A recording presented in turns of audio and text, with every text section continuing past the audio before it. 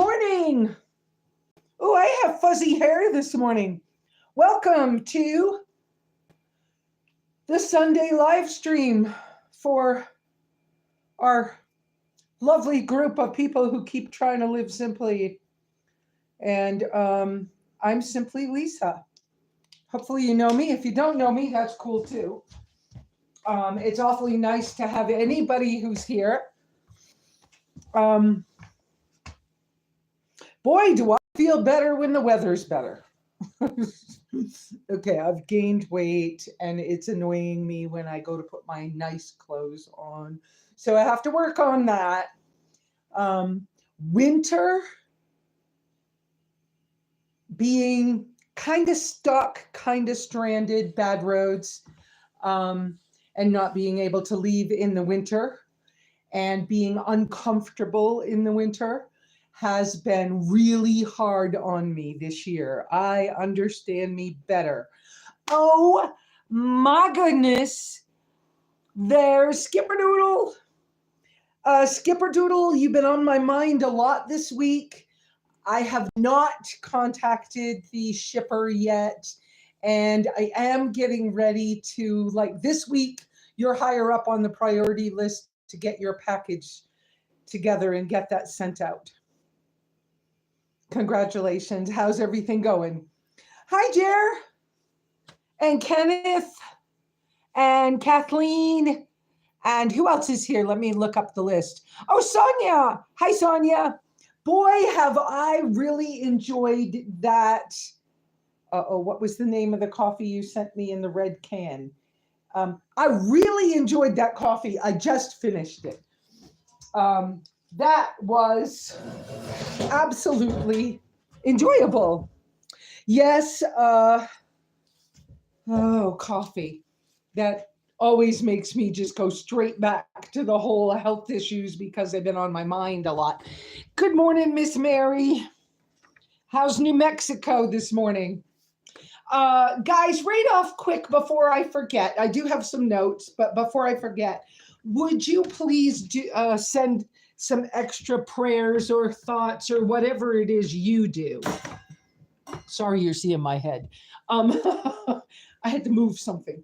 I do prayers, but anyways, would you say some extra things for, hi, Carrie. Oh, from Australia. How nice. I went to Australia in the 90s. I can't remember if it was 98 or 99. And I did a 2-week road trip all around from Brisbane through the Gold Coast to Armidale. I think I'm saying it right. And up again to Brisbane, back to the airport. 2-week road trip thing. That was fun. So what I was starting to say before I forget, before I get distracted, Miss Catherine, our Miss Catherine from our Sunday live streams, and her husband Homer are going through something. The powers that be, the great creator, knows what's happening. If you would just put some extra energy into some thoughts. Hi, Miss Iris. Some extra thoughts and energy into what I call prayers. You choose what it is for you. I don't care. But, we're all inclusive. Just don't push it on anybody. Right? So whatever. But they're going through something. So, Jer. Okay, I'll answer you in just a second, Jer. People, housekeeping, please put 3 uppercase Q's in front of the subject you want me to talk about or the question you would like me to answer. I love to help people and to, give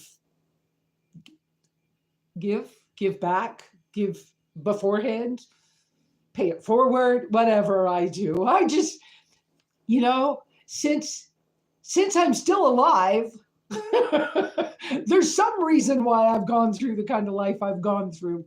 So because of that, I just share what I've learned and what's worked for me. And hopefully it encourages you to look at maybe a different perspective that might help you. And I hope those things are helpful to you guys. And through this, we have a pretty cool little close-knit group who kind of looks out for each other, and we have contact with each other outside of the Sunday live streams. I do currently have a Facebook group. Yes, I'm in my eyelash or something. I do have a Facebook group called Keep Living Simply, I think. It was a weird title because I couldn't think of anything. And that's because in COVID year, I had trouble with an estranged family. I'm estranged from my family by choice. They tried to contact me. It was very negative and not working. And so I deleted, and I know how to disappear myself online. So I deleted for real my entire presence on Facebook during COVID year. And because of that, when I went back in to start a new account a couple of years later, I couldn't get the group and the stuff back that I'd had. And I think I had something like 4,000 followers on Facebook, and I lost them all. So that's that. Now, let me get to Jeremy asked a question. His question was, did I get the water straightened out? I guess I forgot to send you a personal message, Jer, but yes, my IBC water tank is full. My new bowl valve works lovely. There was some concern that the original bowl valve, yeah, that hair is driving me crazy because I could see myself. Anyway, silliness. The ball valve that I bought, okay, so the one that was on it was made by the Banjo company. So it was higher quality stuff made for chemicals. Well, so there would be no chemical leaks. The Banjo one cost $50 on Amazon. And, I'm on a budget. So I hunted a little more, and I found another one that was the same size, the same everything, maybe not the same quality, but it was only $19.99 and it didn't have the name on it. So I bought the $19.99 one, and I was like, hopefully it works, but if it leaks, I'll just take it off and send it right back. Well, it doesn't leak, so it's great. So that's good. And then, the adapter that I bought. Okay, Iris, I saw that. So Wendy is outdoors. Most likely in her favorite spot. No, I don't see her right yet. She's usually in her favorite spot just outside the front porch. But she has a couple of spots that she loves where she sits, and if I'm talking on the phone, I usually can see her. So if she's off using the bathroom, she'll be right back. She'll sit just outside the window that's in front of me, or there's a chair on the back patio that's going to be the kitchen, and there's a little rug there in front of the door. Sometimes she's just right there, but that's where she is. Okay, so back to the water tank. The adapter that I bought to go on the ball valve is the one with the brass thingy, and it has two small ball valves where you can attach two different garden hoses, or have one garden hose that's always on and the other one you just turn on and off when you need a bucket of water or something. So and for Mary especially, that adapter fit really fine. But where the brass screws into the plastic adapter, mine is dripping a little bit. So we turned the ball valve off to let it dry. And I'll put more plumber's tape on that. Hopefully that'll keep it from dripping. You can buy just the brass part separate from the plastic. You can, and if you need that, Mary, I can help you find it. Because I found it already. But basically, that tank is so full, it started to overflow. So I have 275 plus gallons of water. The 35-gallon tank is almost empty. So that's working out well. Timing was a little weird, but yes, Jeremy got the water. Carrie, is it Goebel? I think. I finally got my car on the road after 5 months of being rural with no car, but watching your lives is, oh, I'm so glad, Carrie. It's nice to know that what I share helps somebody, because sometimes I wonder what the heck I'm doing it for. It's not an unthankful, ungrateful. It's not quite that, because I do have the close friends who are out here. But it's it's been a challenge for me because of where I came from and how I went at this and all kinds of things. So I'm so happy for you that you got your car on the road. I hope that this is a good choice for you. You know, there's been a lot of changes in the world. So, you know, I see things, I see experiences, I talk to my friends who are still on the road. You know, I dream about being on the road all the time, anyways. So, and I don't know if you guys know, but I watch Van City Van Life pretty regularly. And I mean, yeah, I don't watch Bob anymore. You know, that I don't know. I don't know. I don't know why I'm saying this stuff. Okay. But I had a title for y'all this morning that I didn't write down here, but I wrote down what I was thinking about.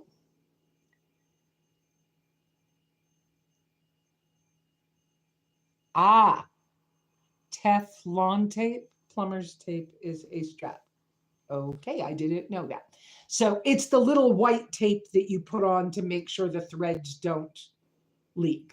And so when Alex helped me put it on, not that I couldn't have done it by myself, but he put tape on and then put it in, and he went to a certain point and he went, oh, that feels like it should stop there, but it didn't stop.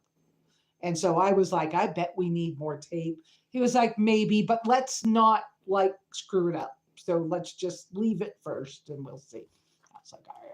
So we'll come back to that. And Alex is not working today. Um, I helped Alex to repair a problem with his pickup truck so that Alex would spend the time. Alex has offered to help me go get my son from the airport this coming Sabbath. My son is flying in on the evening of the 25th. Yeah, I'm looking at the calendar. Evening of the 25th.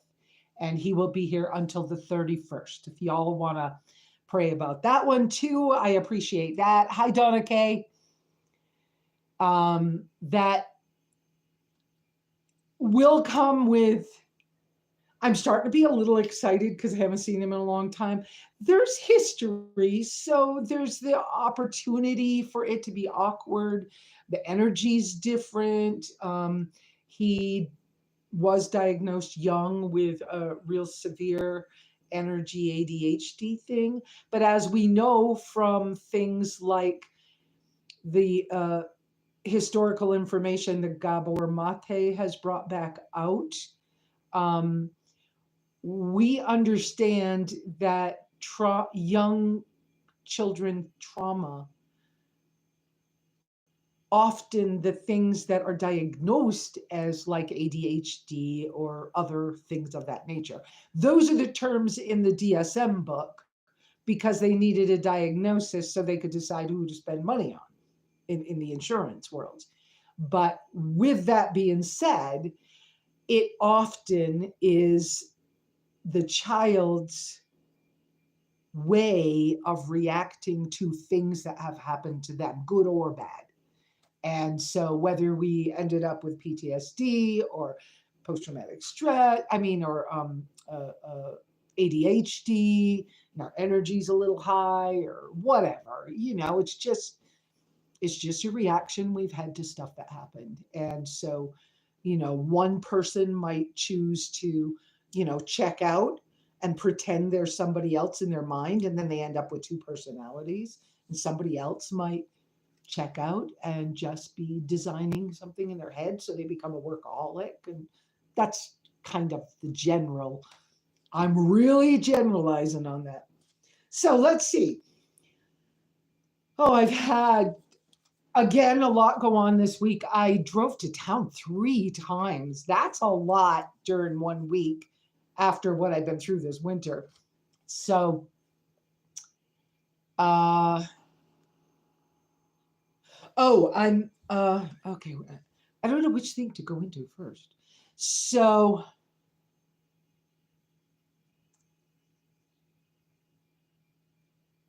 I'm just reading Jeremy's stuff. So he's updating you guys on his boat project. He's restoring a boat that he believes is one of the boats that his grandfather designed. And he evidently is having to switch to a different something. Is that the engine from the LS? Oh, the Alpha and the LS. I think they're engines or drives or something. He's the mechanic, not me. So I woke up this morning with a thought, I don't journal like I used to. I used to do this whole journal thing. Then when I'm able to, I have a little portable keyboard that I can use with my phone, because I don't have a computer anymore right now. And I kind of don't want one. I'd like to have a projector so I could shoot the phone thing up. Oh, I'm saying that really quick. Projector. I just learned about something new to me. Now, it's not new. It's not like I've never seen this stuff, okay? But I just bumped into somebody that I was watching online who uses video glasses instead of a projector, and they travel with them because they're a camera. You can shoot the stuff from your phone onto them. And then I'm like, whoa, that's a really, really, really great idea. So I'm going to do some research on that. What was I have given all inheritances, including this home, to those I intended. After the recent 3 separate tornado events during the transfer of property, my insurance refused to cover any of the damage. Oh, I'm so sorry, Kenneth. Oh, I'm so sorry. Well, although I can imagine that dealing with the inheritance stuff probably frees up your mind from trying to protect it until the end of whatever. Wendy, she saw something. She running. She probably got a rabbit. That sounds like it would have been a hard thing. I wanted to get a VR set, but I haven't, out of safety concerns. Okay. Is the VR what I'm talking about? The glasses thing? Because there's different kinds, and like Google started off doing Google glasses a long time ago. They don't do them anymore. And I guess iPhone did some, and there's some that are just cameras. There are some that are, so there's some research to do on some of that stuff. So, okay. But I think it's really cool. And so I might look into that over the projector idea. Projector is good if you want to watch a movie with your buddies in camp. And I've been with people and we've used many different kinds. Some of the projectors are only, they're larger over size wise. Some of them are only $30 and some of them are, $400.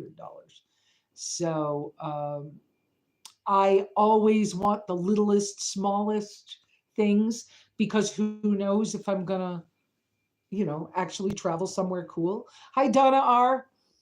Um, and if I want to go somewhere, I want to throw everything in my backpack. All right. I've been cleaning here at Cabin Life. Um, and I have to reach for something. Forgive me for a second. Whoop, whoop, whoop. Knocking stuff off. You, I know you can't see me right now, but I'm right here. So this, okay, this is my current 40-liter, says it down there somewhere, 40-liter backpack. Inexpensive, folds into its own pocket if I want it to, has a really great hip belt that you can remove. It has Velcro inside the little pocket. You can remove the hip belt and use it like a sling if you're traveling. It can go across your body. And it has a sternum strap and everything, so you could actually hike with this. The sternum strap has a whistle on it, which is really cool. Not an expensive bag, but this is big enough if I want to, get on a plane and go somewhere. Wait a minute. And I think I might have I gained a couple of pounds. It annoys me. Yeah, and you have to move the big long hair. I'm not getting rid of the hair, people. Anyway, so if I was getting on a plane, this is my bag if I was getting on a plane. So,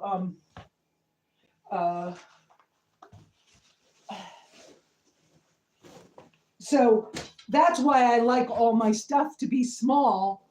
The goal always was that, except for the furniture in my vehicle, that my life would fit in my bag like it used to when I hiked. And I'm still aiming for that. So, so when I look at electronics and things like that, I've had laptops, I've had stuff, yawn, tired of it, worked for IBM, worked for the state of Virginia, just tired of it, and there's nothing new under the sun. All the stuff that people are doing, they're just making it more complicated or more something. And so we can do almost everything with these phones. They're mini computers. And so, and then there's libraries and internet cafes all over the world and stuff like that. So, but the glasses idea or a projector would be small enough to get in my bag, along with the vital things that I would need to contain my life. Had I been as set up as I'm close to being now, when the tracker broke down, I could have hitched a ride to a closer place where I could get a bus, where I could get and I could have made my way home with my bag, leaving the vehicle behind. That was always the plan. But expenses, vehicles, low income has always been a struggle. So since I decided I'm staying close to the cabin until I'm completely back out of debt, I have been just focusing more on how do I get my life back in the bag better, so that if this was to happen to me again, I want to have, when I left out of here, I had a $2,000 emergency fund. Might have had 2,500.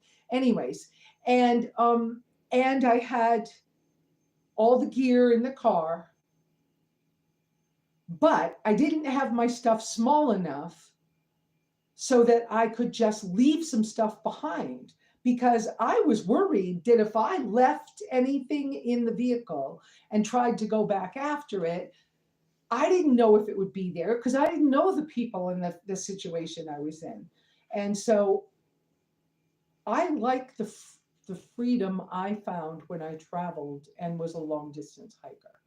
And it's not a difficult thing. It's simple. That doesn't mean simple and easy are two separate things. Okay. So I'm working on getting my natural fiber, healthier fiber clothes back together. I'm working on, yeah, I got to get my weight back down now because, like the shirt's a little tight, in my opinion. Some of you guys are going to tell me I look fine. Thank you so much. But I know. So I'm trying to get my natural fiber things back and do it on a budget, but working at doing the upgrades at the same time. So I'm disappointed that the ultra lightweight sleeping bag that uh, I ordered it through my therapist has a fund every year. Well, I'm not in therapy right now, but anyway, my therapist has a fund for each client every year, and there's a certain dollar amount that they can spend on you. That's how I bought my refrigerator. So one year they got me the refrigerator, and then the next year I asked for sleeping bag. They ordered the wrong one. It is the same company, and so I realize it's a really good little sleeping bag. But when I have my health issues, it's my left side that is affected. So I was ordering a right hand zipper on the sleeping bag, and they bought me the one with the left hand zipper. And so that's a little challenge, but okay, so it's an extra sleeping bag here. I unzip the whole thing and use it like a quilt here.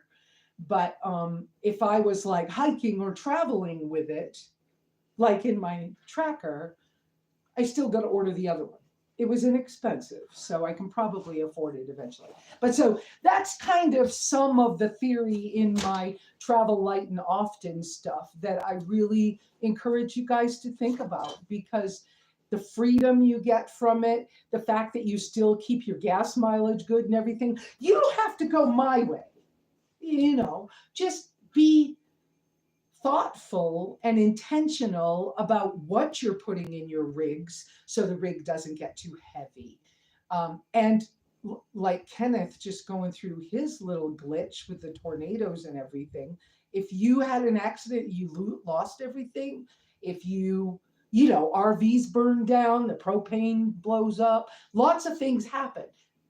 Don't get into being too much of a worrywart, but are you prepared that you could grab your vital stuff and get out of Dodge, if you needed to?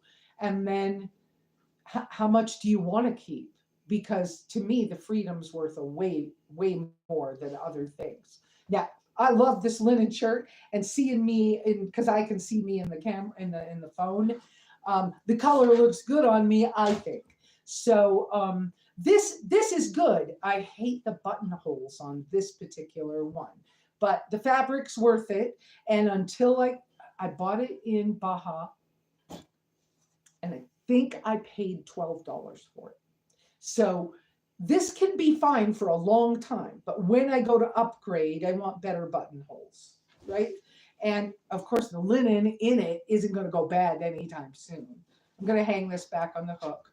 But I love this bag. I have hiked around with it with a load, so I know it will hold stuff. Right now, it doesn't have much in it. I'm not really trying to sell you the bag, but I think I put this bag in the Amazon store. But it's called Savvy Nomad. It's an inexpensive bag, but here's the hip belt that goes inside the back of this and velcros on. But so when you're actually hiking, like out in the woods hiking, oh, have I gained weight? I think I made that belt fit me the last time. That's a little snug. But anyway, so it would be inside the back of the backpack. And then you have the little, whoops, it's folded over. Then you have the little pocket where most of us hikers, when you're doing a long distance hike or when you're doing a camping hike, these little pockets here are usually your snack, your stuff like that. Anyway, but this one's made so that you can pull it out of the bag, like after you get through security at an airport, and you can make it longer. All right, I got to do this on camera, don't I? Okay. Oh, I know, and the girls aren't small either. I'm not a tiny person. I was going to say, shut up, Lesa. Hey, it doesn't matter what size you are. We can still have adventures. And if our adventure means we're going to get on a cruise ship, or our adventure means we're going to, get a vehicle and get on the road, it doesn't matter. Okay. So, and sometimes having some gear, and gear on a budget is a thing. And so I look for quality stuff. I want my bags to not weigh much. My hair's under it. I want my bags to not weigh much when they're empty, because by the time you put your stuff in it, it's too much. So, okay, one clip. So you can walk around the airport or something like this, or get on the plane like this and stick the bag under the seat in front of you or up overhead or whatever. And then you can, like most sling bags, pull it around like this. No, that's not, it's a little gappy on me, but it doesn't matter because of what it is and that it does double duty. And so there's a nice big pocket here with a feed through. So if you wanted to put a battery bank or your phone, and inside this pocket, which expands pretty wide actually, this would be inside the bag when you're wearing it the other way. I mean, there's a mesh pocket. There's two pockets in here, but there's space for either headphones or something to come out. And then there's the two little zippered pockets, which don't expand the same. Oh, well, they expand some. So, I mean, you can stuff a lot of stuff in this. So it's a pretty cool piece anyways. I like this bag a lot. That's why I bought it.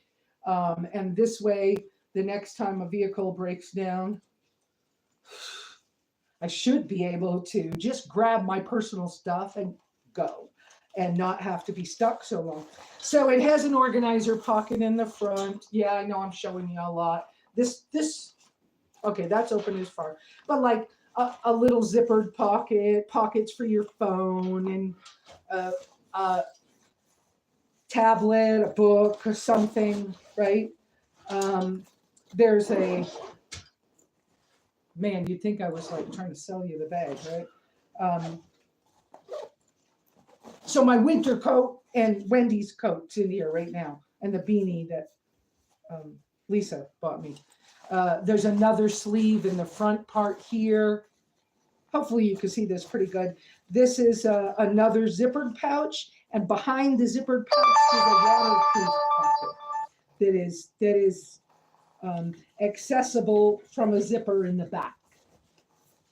So there's a zipper in the back, so a nice deep waterproof. So you could like put your passport in that. You could put your laptop in many places, but you would need a laptop sleeve if you're trying to protect it. But anyways, that's my that's my bag for everything. And I dropped Wendy's medicine. Wow. I was in a mood to talk about that, wasn't I? Let me see what you guys are saying. Who's more people? What kind of backpack is that? Savvy Nomad. Look in my store. I believe it's in my store. Amazon, SimplyLesa. Everything's SimplyLesa. Tried to keep it simple. So Savvy Nomad. It packs down into its own thing. It's under $50 for that bag. So I think in the world of you never know what's going to happen, kind of a nice little bag to have.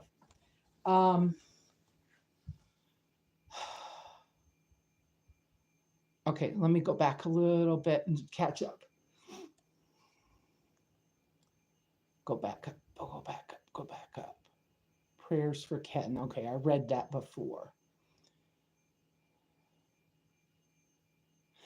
I hear you, Mary. As as kind of part of my thank you to the family for last year allowing me to be at their place for 6 months in my rig.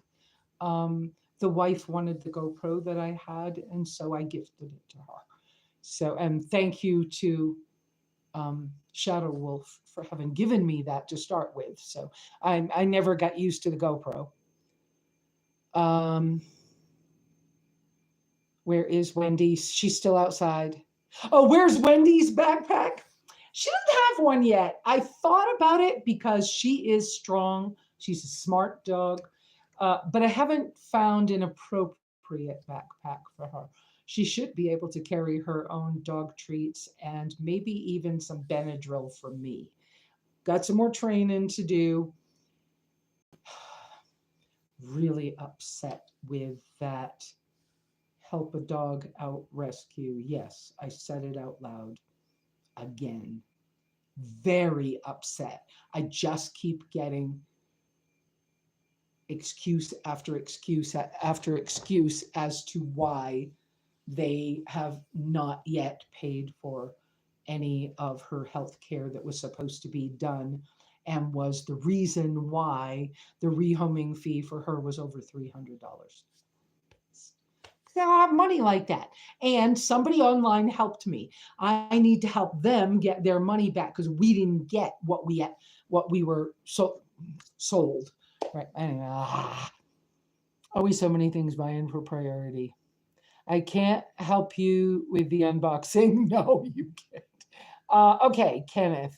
My insurance is still paid up, but since I transferred from my name, still I had kept enough to purchase a vehicle to travel, and I gave that up to have repairs completed now. Maybe in a year I travel. Okay, Kenneth. We'll pray for you because I know everybody on here, they'll do something, whatever their form of prayer is, because we know it helps. Yeah, and I hope to meet you too someday. You've been following me a long, long time. That looks like a great back support as well. Yeah, the back support on this backpack. Hi, Paula. How are you? So the back support on this backpack is not the kind of back support that it could be. But depending on how you pack the bag. Now, if I was to take a sit pad, I don't have one close by. If I was to take a accordion fold up sit pad, that means a little thing you sit on so you don't get your butt dirty in the woods. I could open that flat in the back of the bag and it would help give you more support. And if you pack, you generally, with a backpack, you pack light at the bottom, heavier right in the middle where it hits the small of your back, and then medium heavy above that, and then lightweight at the top, or just little stuff at the top. And outside pockets, you're trying to get easier access, but not allowing theft. So the way you pack it, you can make more support.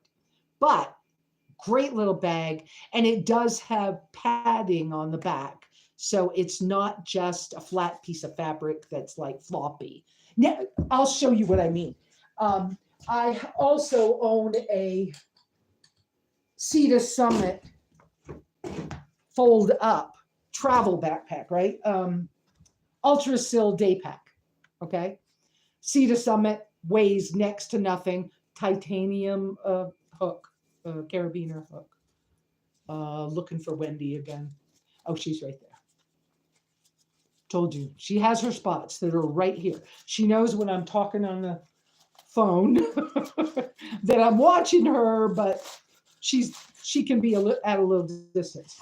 So these kinds of little, now you have an extra bag with you when you're traveling kind of bags, these have no support at all.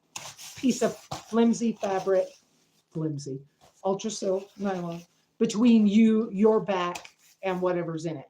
This gets hot, gets sweaty, whatever. But if you're somewhere and you need to like go grocery shopping, or you're going out to walk around sightseeing for the day and you need a sweater and a bottle of water and you don't want to just carry them in your hands, that's why you take a little bag like this that weighs nothing and costs nothing to take with you, because it weighs so little. You can just throw it in your other bag or clip the hook on the outside of the bag, and then you have something. You could go buy groceries. You could run to a library. You could, I'm trying to think of things that would be nomadish here in the United States, as well as like traveling in other countries, because I've done both. And the international budget travel that I do, I have health issues. I am careful with my food. I take my lunch with me and a bottle of water. Maybe I take a book. I go find a park. I go walk for a couple hours, lay down in the grass, enjoy the day. So this can do that purpose. And it's basically water resistant, not waterproof. I don't love that it only has that little thing. You can put a carabiner in it, but I don't love how it hangs on my back. It doesn't work as a purse running around town, because it slides off your shoulder. If I was going to keep this forever, I would probably put a couple of dots of silicone on the back of those so that they'd stay put, because I tried it as my in the car bag, like for my purse. Hate it. Don't, I won't use it like that. So I've seen on some of the travel YouTubers that I watch, I've seen that Doubter, I think, company has made one now that has mesh water bottle pockets on the outside, has a better handle up here. And Eagle Creek also has one. So Eagle Creek's cheaper, Doubter's more expensive, but I think this was probably $14 on sale. And so, I have it. And if I was taking a trip today, it would go with me. So anyway. Okay. So there's also a company, I can't remember the name, but there's a company that makes a back support for lightweight backpacks. And it's either 3D printed or it's CNC, like ABS plastic or something. But it creates an airspace between you and any backpack. And it's lightweight, and you can fit it in the bag, or you can attach it to the outside of any bag. It's nice. I don't know the name of that gizmo, but they have that. So let's see. So us big ladies are just more love. There you go.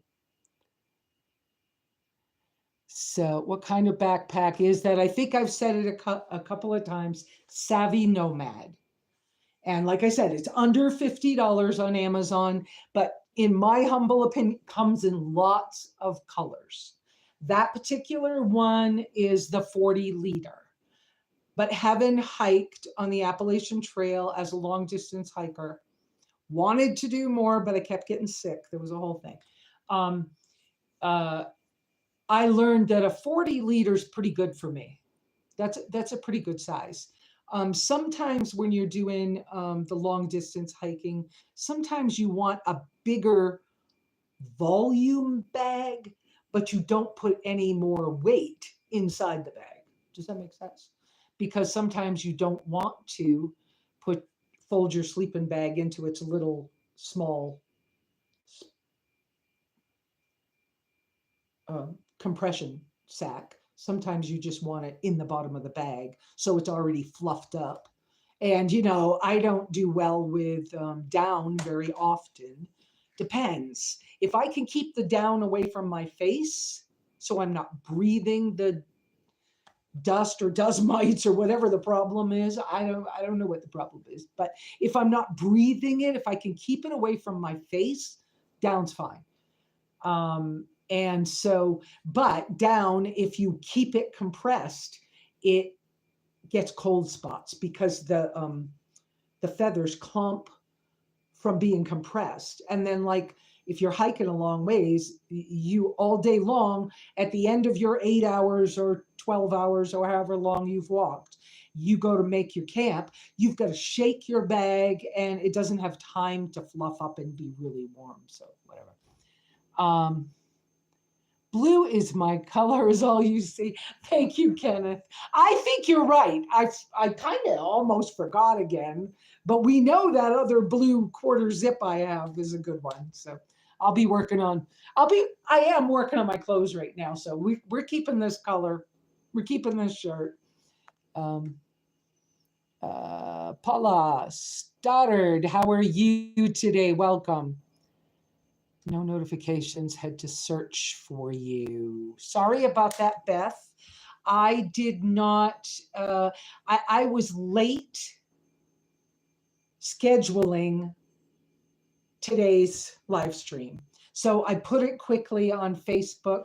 By the way, if you have, oh, thank you, Iris, for checking.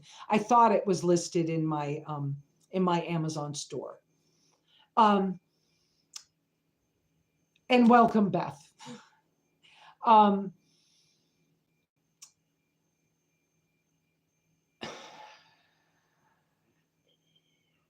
Okay. I have no idea what I was just about to say. Oh, the Facebook. Okay. So if you are a member of my YouTube membership, or you are a member of my Keep Living Simply with SimplyLesa group on Facebook, then you may, if you're in either of those groups, you may send me an email with uppercase Spring Visit 2024 in the subject line, and you may apply to come visit with me in the next couple of weeks. So we will, here's the details. You have to be a member of one of the two groups. You have to send me an email. I just see Miko's trying to get in to be a member. We'll approve her as soon as I get over there. But you have to be a member of the group, one of those two groups. You have to email me. You can find my email at the end descriptions of my videos. You can find it. It's out there. So you find my email address, ask somebody. It's not complicated. And then you send me an email. The subject line has to say, in all caps, Spring Visit 2024. Then you tell me why you want to come, what kind of rig, what size rig you have, whether you would like to be here within the perimeters of 3 to 5 days is all we're going to schedule. I'm only choosing 2 people. You may stay either 3 or up to 5 days. It doesn't have to be at the same time. But the only time is between May 27th and June 14th. In that window, I will allow 2 lucky people to come visit with me at my Cabin Life location in Apache County, Arizona. It is relatively close to I-40, and for that reason, it will give you a good idea of If you're moving on, many people that are nomadic right now and are running up to Colorado for the summer or something, it might be on your way. But I am only going to permit two different people. There's Miss Wendy running through the backyard. Okay. Anyway, uh, only two lucky people. And we will together, once I choose the two people, we will decide which days and how long you are staying. I will be checking for things like references, like I need to know who you know that knows me and why I should allow you to come to my private property. Uh, I would want to know things like, why should I trust you? Why should I respect you? Um, and then those lucky two people who get to come might be here and meet my son, might not, might be able to help with things if they choose to. But you will get to be around and see my everyday life. You might get to be on a live stream or a video. You might get to help with a project. I am in, this is the time of year when the weather is really wonderful here in Apache County. And you might get to go shopping with me. You might get to see how I do my meals. You might get to learn an alternative form of cooking or something. You might never know. Just as casual as I am online, I am in my home life. I'm working on, there was a toss up with what I was going to do with the garden room. And the more I think about it, the more I'm really leaning toward just planting it as a garden. I can't eat all of the plants. We'll get into the diet things I mentioned in today's title. We'll get into that in a few minutes. But even so, just plants growing and the hands in the dirt stuff is healthy. And so I can bless other people with the fruits and vegetables that come from the gardening. So there's gardening things. You want to learn about gardening, you might want to apply and come play with me and my, I tend toward back to Eden, um, very natural, organic, obviously, permaculture style gardening. And so it'll be just very rustic, simple. But if that's what some people are here following me because they have moved to Apache County and they found out that I used to, before the church at Witchwell took the idea over for themselves, I used to teach off-grid classes here at the request of my friend Skipper Doodle, who, when I was showing his cottage before it sold, he informed people who wanted to come see his cottage that they were required to call me, schedule to come see the property, and then that they were required to take a at least 1 hour off-grid class with me for $50 before they could see the property.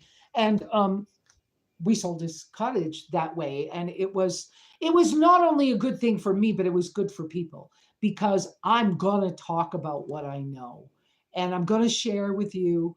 And it was Skipper Doodle's way of helping me help him. And so I did that.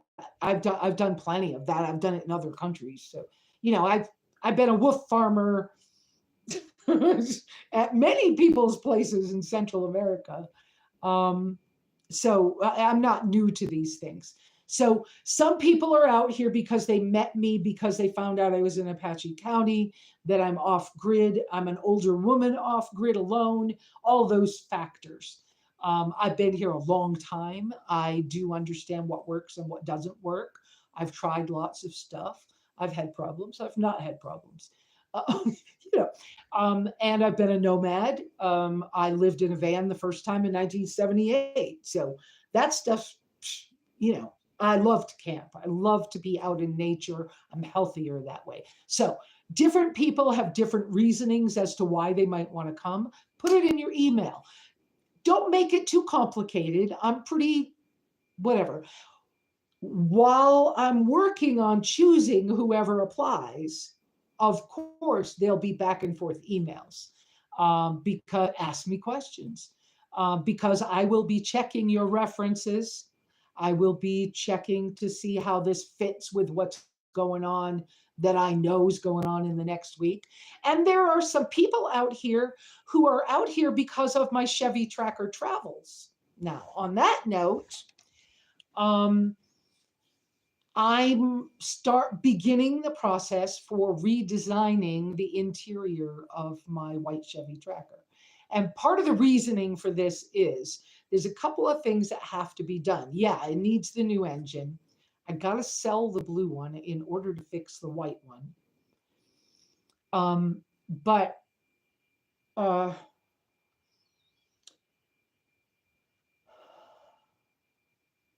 things were working pretty good in the white one, the way I had it set up. But there's some things that could be better. I also had started to have the seal around the windshield. I could hear the air coming through the dry, rotten seal on my windshield. When I first got back to St. John's, Stan was having the windshield replaced. His windshield was broken. He was having his windshield replaced in his second gen tracker. And so I talked to the glass guy. The glass guy said, we can't do just seals anymore. You got to have a new windshield. So bummer, I'm going to have to, and he's talking $400. So I'm going to have to put a new windshield in it. I don't know how soon, but in my humble opinion, I think we ought to do it before I hit the road with it again. So, so the windshield's got to be replaced. I really want to put on offset wheels. My tires are good, so I just need a set of rims. The set of rims through, I can't remember if it's Rock Auto or Summit Racing. They have a set of steel offset rims, and they're between $400 and $600 for the set. And so I'm going to be wanting to add that. And I would like, I don't know where I'm going to find it, but I would like to replace the rear removable piece of my roof with one that I've seen that would have been the original factory removable roof piece, because it has a mini little roof rack and it has, the windows are a little different. I just like that one a lot. So if I could replace that piece, the front part on mine's fine. I'm actually considering whether we're going to, because the solar panel is damaged by the weather. The company replaced that. It's already at the shop. I might have that solar panel mounted on the front removable roof instead of the hood. Haven't made up my mind right now. Part of it's because I like the looks of the little black and white tracker. So I'm thinking about all these things anyways. So I have the design of the tracker to do. I've got decals that I want off the paint. Some of the paint, like when we peel the damaged solar panel off the hood, we already know that the paint's going to be a problem. So we're going to have to refinish the hood. If somebody wants to play with that, they want to come down and help with something, that's great. But I'm just saying, give me your reasoning in your email. I'll pick 2 people. We will announce it here on a Sunday and on the Facebook group. So good luck on that one. Let's see who gets to come visit. And yes, I have other friends that I'm close with that already I know are coming to visit. I just don't know when, what week, what days. So you might bump into somebody else coming and going. You never know. So, okay, let me catch up. So that's Beth saying hi to everybody. Uh, Beth, I'm assuming you're asking if the good help a dog out rescue has been reported to Arizona. No, I learned some more legal information that changes. It's shelters that have to have them spayed. So I might have a different kind of fight on my hands. And I don't quite know who to report it to. But I'm starting to talk about it because, you know, a week ago, the excuse was my purse was stolen. This week, the excuse is I don't know what's happening um, because my phone was confiscated. I'm just not believing it anymore. It's been 5 months. Uh, very shortly, it will be 6 months. So that's okay. Please remember to use the 3 uppercase Qs before questions, comments that you want me to read, and a subject you want me to like speak on. If there's something you just want to know about,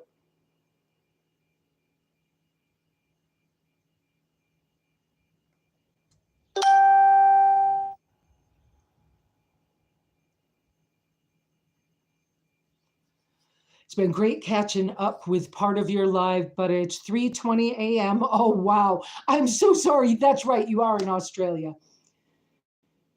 Okay. Thank you for being here, Carrie. I really appreciate your coming in, and you catch the replays. Leave us all a message out there if you want. Thank you for coming. RVM with G. If you're still here, G, I'm going to talk about what happened with us this week. But the reason I'm going to talk about this, G, is because it's good. It wasn't fun, but I needed it and it's good. Okay? So please take that first as the disclaimer. And now I'm going to talk about what happened with you and I. So a lot of you people on here, I'm in contact with off and on personally. Like some people, G, Jeremy, Iris, some of you guys have my actual phone number and we text off and on. Catherine, we'll talk. If we're depressed, if we're, having a hard time, we just talk to each other off and on. So we're real people who are real with each other. So, hey, Wendy. She's looking at me through the fence. So the other day, G contacted me and asked me if I had time to chat on the phone. So we got on the phone. I should have done some things before I answered the phone, before I was talking to somebody. I didn't. I should have taken care of me first. Didn't. Mistake. Okay. Take notes about my mistakes. Take care of yourself first. Then when somebody wants to chat, and normally I'm very aware that people need to talk, but I have been, oh, I hate this term, but I'm going to have to say it because it's true. I have been needy lately. This winter, the depression, it's not a good excuse. I'm just saying, it's not a good excuse. Anyway, I was not in the right space to listen to somebody. I needed to be heard myself. I had been talking to people while they were being interrupted and not getting the things I needed. I'd been missing a couple of my what had been regular once a week chats with some of my other friends. And I, 2 weeks ago, lost my new therapist who said, please give yourself the break. You're doing great. You're going to be okay. Try doing the summer without therapy. But this fall, pay attention because it seems like the weather's a big one for you. So when the weather starts changing in the fall, make sure that you're paying attention. You might get needy again. You might have a problem again. And you might want therapy again. I was like, okay.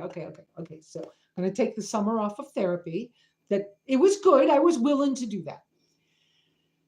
But because of all those things, which really doesn't matter, because I need to be the good listener I practice working on how to be, except I haven't been that in a while. And so when G and I were talking, I was over talking him. I was only hearing a little bit, and then my stuff, right? My stuff. And I went, and he called me on it, and he said, and I went, oh crap. And he goes, oh, I hate to hurt people or something of that nature. Gee, if I'm really wrong, you can type better stuff, okay? But I don't think I'm horribly wrong. Anyways, yeah, live chat. I'm making sure the chat's up. So, yeah, so it it wasn't easy to hear my friend say, yo, you just keep talking over me and I need you to hear me.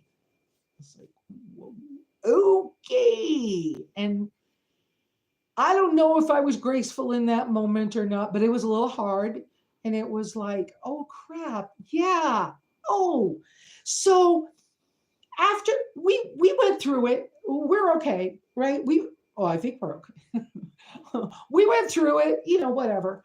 And then I spent a little time with my it felt like my heart hurt. And it was like my energy was just lower. And I was like, it actually was a good thing because I needed to be verbally slapped back into. I hope you understood that right, but whatever. I needed to be verbally smacked back into reality that other people got shit going on too.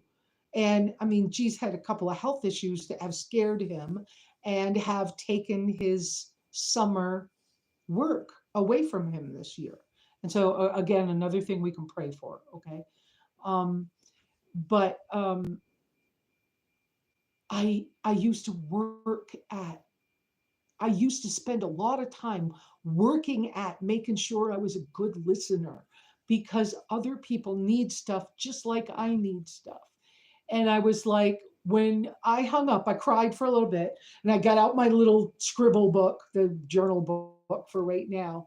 And I journaled about, whoa, I needed to be smacked back into reality that, I need to pay attention for other people's needs too. This has been hard for me, but I got this. I've practiced how to got this. And it might be hard for me right now, but I'll get through it. And I know I'll get through it. And other people need to be heard and they have. So I think I have 4 pages of I was crying and I was writing down, wait, this friend called me the other day and they needed this. Did I pay attention? How did I do? This friend the other day was talking. Did I pay attention to what they needed? Because it's not all about freaking me. I didn't mean to be in that space. And yet it's where I was.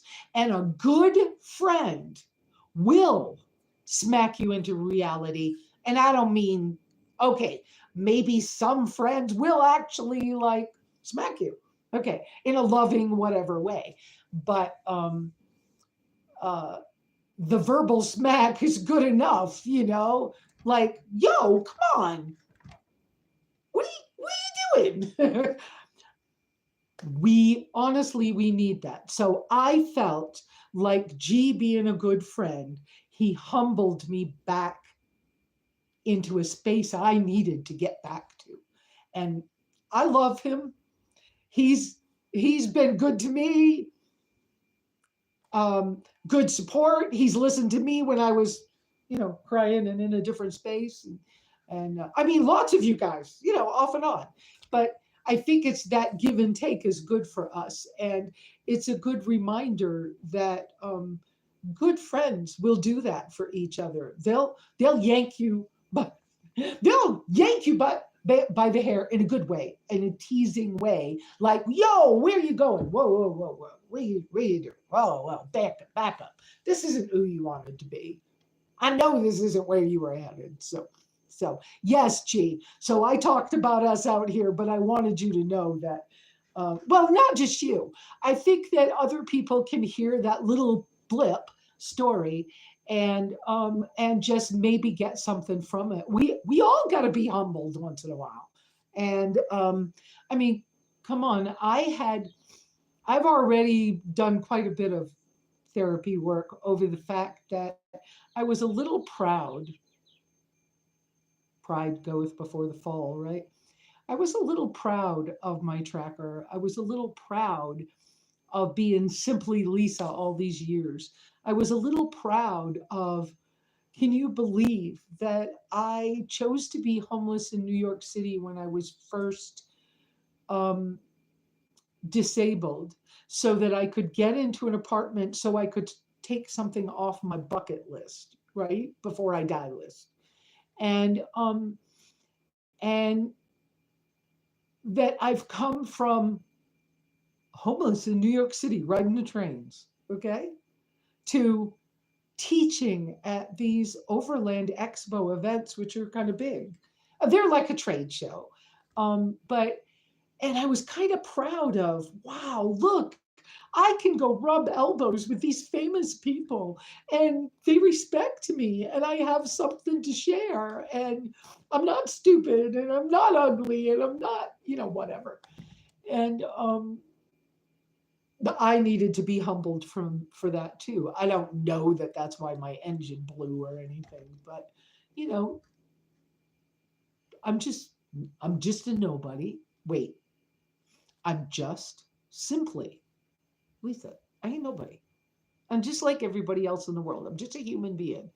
I don't get special treatment. I don't, you know, I've had nothing, but I'm wealthy.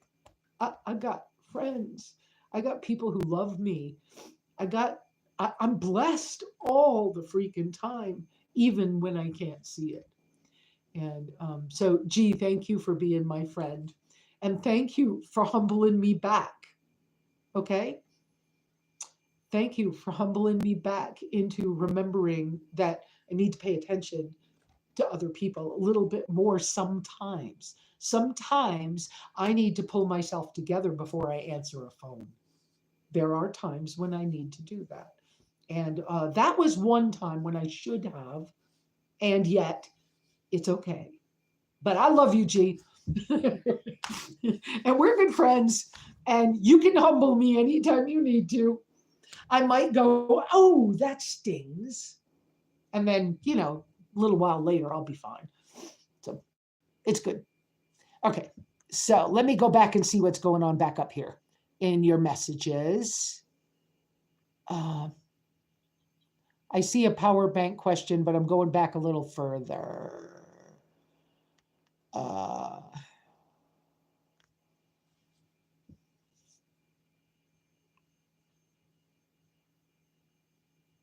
Iris, that's fine. And I am aware, and I still have your little portable flat full grill for you. I'm sure that you and I will catch up. I've actually never been to the Redwood Forest. I got to Oregon, but I never went to Washington State, and I never went to the coast up there either. But so enjoy it for me, okay? But there'll be another opportunity. Let's see how this goes. There'll be another opportunity, and whether it's here or somewhere else, I am becoming very aware that this whole thing is me. The off-grid having a place. Think about if you watch Chrome from Van City Van Life, think about what his living in a van has done for him.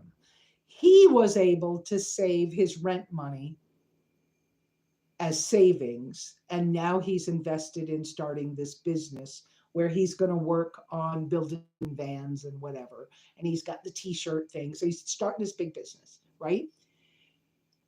My income's way lower. And because of the title I came in under with my social security, yes, gee, I'm checking on that thing, but I haven't done anything with it over Sabbath. So, but because of the title I came in under, I can only earn a certain amount of money in a year or I lose my check every month. And I can't see a way for me to solve that until I switch from being on disability to being on old age Social Security. So, that being said, I got till I turn 67. That'll be another year from next month. So, but because of that, with my income, I've really struggled with vehicles and stuff like that. But I've also worked on this piece of land that I was blessed with. Now, yes, it was an investment, yes, but I never intended to live in this cabin. This cabin was going to be the studio. Hi, sweetie. Do you want to get up and say hi to everybody? Mama's talking on the video. Yeah. You want to say hi to everybody today? Hi, everybody. I got my shots this week. Didn't you? And I got a chip so that Mama can find me if I get lost. Yeah. What a good girl. You need a bath. You've been digging in the dirt. I can feel how dirty you are. Goodness gracious. Anyway, so so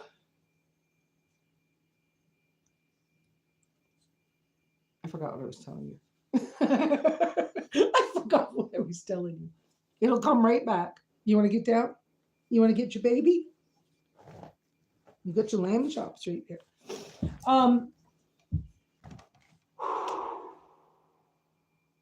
Oh, I forgot what I was telling you. Oh, I'm who I am. It's taken me a little while to kind of find my space again. This whole having the vehicle engine blow, I had a couple of thousand in my emergency fund, but it wasn't enough to fix the vehicle. And kind of, I need my freedom. Okay. I need to be able to just go when I need to go. And even if it's just, an hour away going up to Big Lake and going fishing for the weekend, I need to do it. I need to sleep in the hammock. I need to sleep in a tent. I need to sleep in the back of the car. So those parts of me are not going away. They're who I've always been inside, even when I was little. I tried to run away from the home when I was really young. One of my sisters was going to go with me, and I'm all packed and going out the door, and she's in the bedroom, not even trying to get ready. And I was like, well, I don't want to go alone. So this stuff's been in me my whole life. So,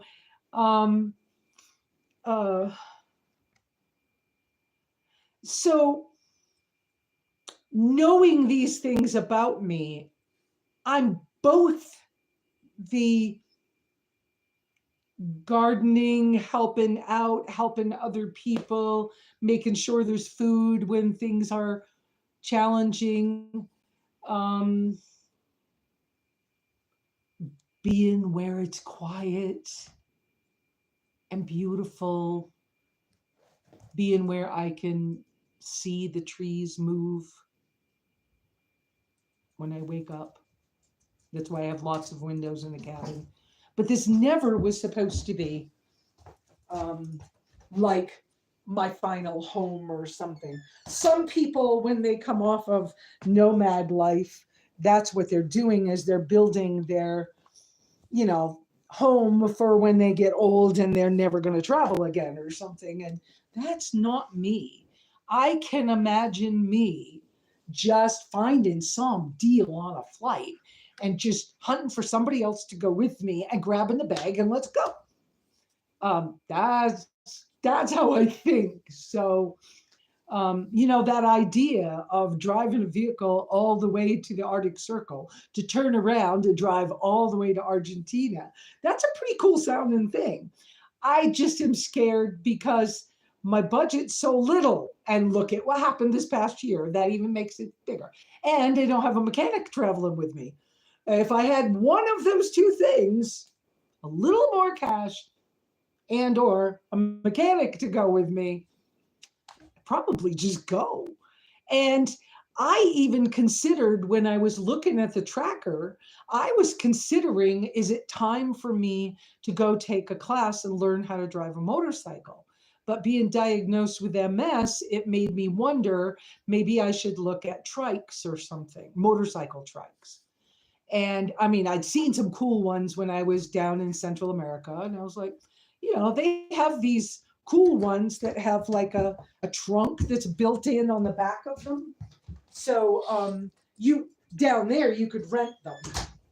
And Wendy again, interruptions of the 2-year-old. Okay, she's not 2. She's on. The vet says she's about a year old.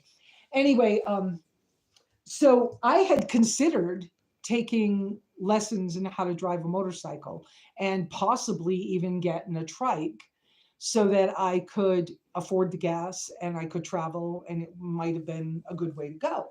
And then at one of the expos with the tracker, I had a couple of guys who are big from Alaska who have trackers sitting at their kids' property and are traveling the world on motorcycles. They offered for me to go on trips with them. I would have gone in a heartbeat, but I knew I didn't have it all together. Okay. And when I was younger, the way I wanted to travel, some of the things I did, if I could have been what Eva Zubek is, I would have, because I did things sort of like she's doing, different, my flavor. But so because of those things,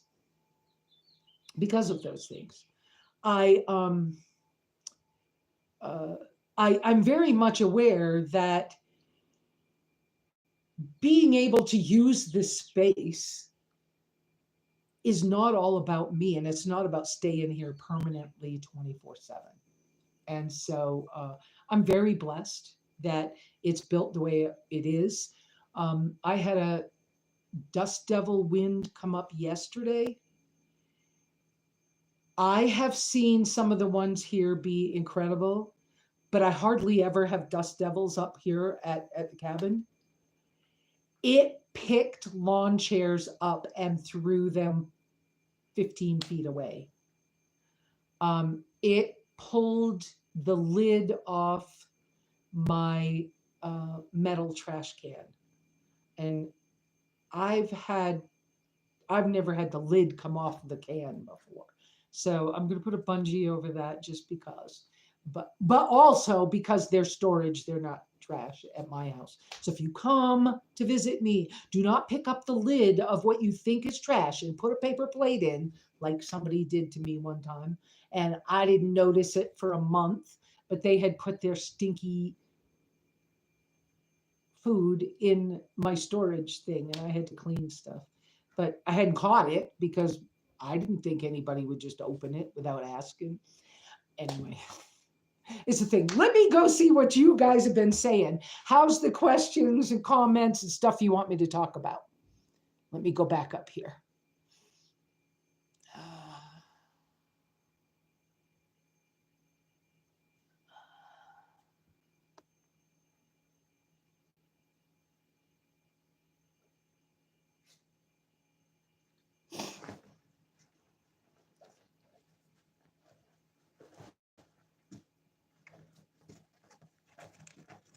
Okay, so I had read the one where Carrie said she was going because it was the middle of the night for her in Australia. And gee, all those green loves, I love you too, G. Don't forget, we have the petrified forest not too far away. I don't forget that, Jeremy, and honestly, I have been so close to the petrified forest. And it's not even a half an hour from my place if I go the back road. I've never been. I've been right up to the gate. I haven't been. So yeah, we should do that sometime. Yeah, yeah. And on the other side, Greer is really close. It's on the other side of Springerville, and Greer's closer than Big Lake. But there's lots of fishing, lots of stuff to do all over the place up here. So, did Jeremy? Did they already do the free fishing event thing at Patterson Pond in St. John's, or is that this weekend? Oh, that you know what? I bet you it's today. Anyways, I didn't get down for that. Yeah, the city park's cool. And I need to get information about the city pool because I bet the pool that's right there at the city park. In the summer, they do outdoor movies in the evening. I don't remember what night, but I bet the pool has like a day pass or something you can get. And I haven't checked into it. That would be kind of cool.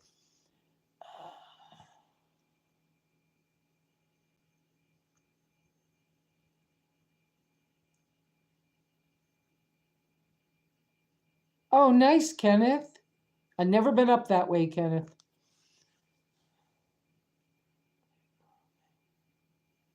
You're in Oklahoma. Your daughter's in Carson City, close to Oklahoma. Yeah.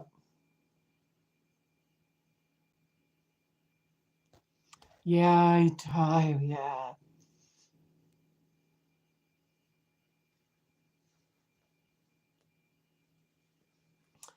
Okay. AD 3076, I believe it says. Hi, Lesa. Question: what power bank would you recommend for a small room, tiny house with TV or laptop use? Thank you. I would recommend anything within your budget that's between 5 and 600 watts. That's the starter answer. I would not go any lower than a 5 or 600 watts. I personally have been running a 300 watt. I'm not fond of this brand at the moment, but it could be this particular battery pack that I have and not the brand. I have good friends up in, I think they're in Michigan. I can't think of their names. Um, that are really sold on the Rock Pals brand. And I think Rock Pals now, I need to look it up. I think they now have their own branded refrigerator and a battery pack that will run it, like two pieces. I think they have their own branded one now that maybe it's improved. Um,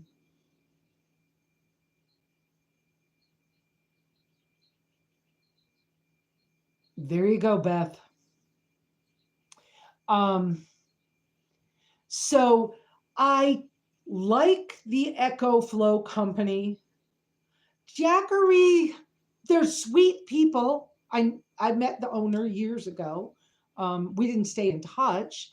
Um, he actually offered me sponsorship before I knew what I wanted to do.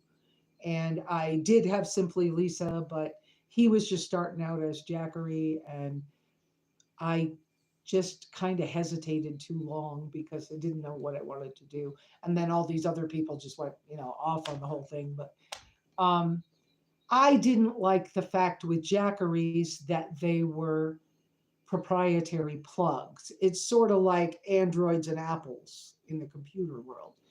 And so I didn't really like that. And that's the same thing I didn't like about Goal Zero. But one of my very first little solar kits was actually the thing that was prior to Goal Zero that turned into Goal Zero later. And back then, that piece was a nice little piece of kit. Um, so I think you can pick almost any of the lithium battery pack systems and probably be successful. But I do like EcoFlow because I like their company. I like what they're trying to do. I saw that new thing they've got out, a new uh, alternator charger thing that so that your vehicle doesn't always have to have a panel on it in order to keep a battery pack charged and refrigerators and things running in your vehicles. It's a cool idea. I don't know how good that works. EcoFlow's also now got their own heater and air conditioner. Um, Dometic things are good. Uh,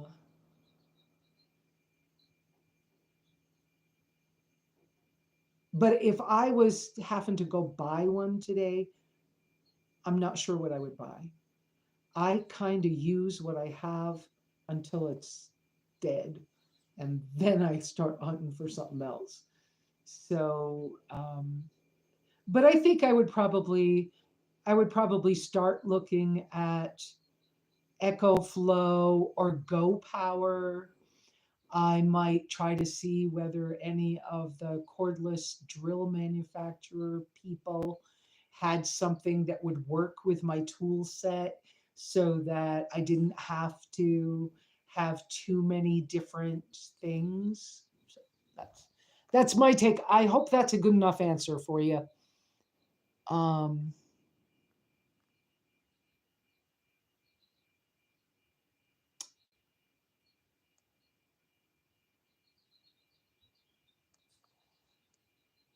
Needy has no excuse. It's honest human emotion, and yes, it's a need.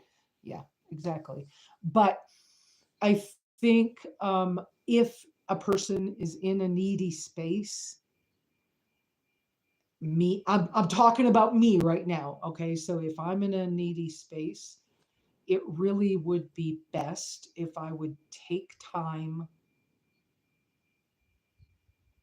to explore and understand what my needs are so that I'm not bleeding my neediness onto another person who might actually be coming to me because they need something or they whatever. Yeah.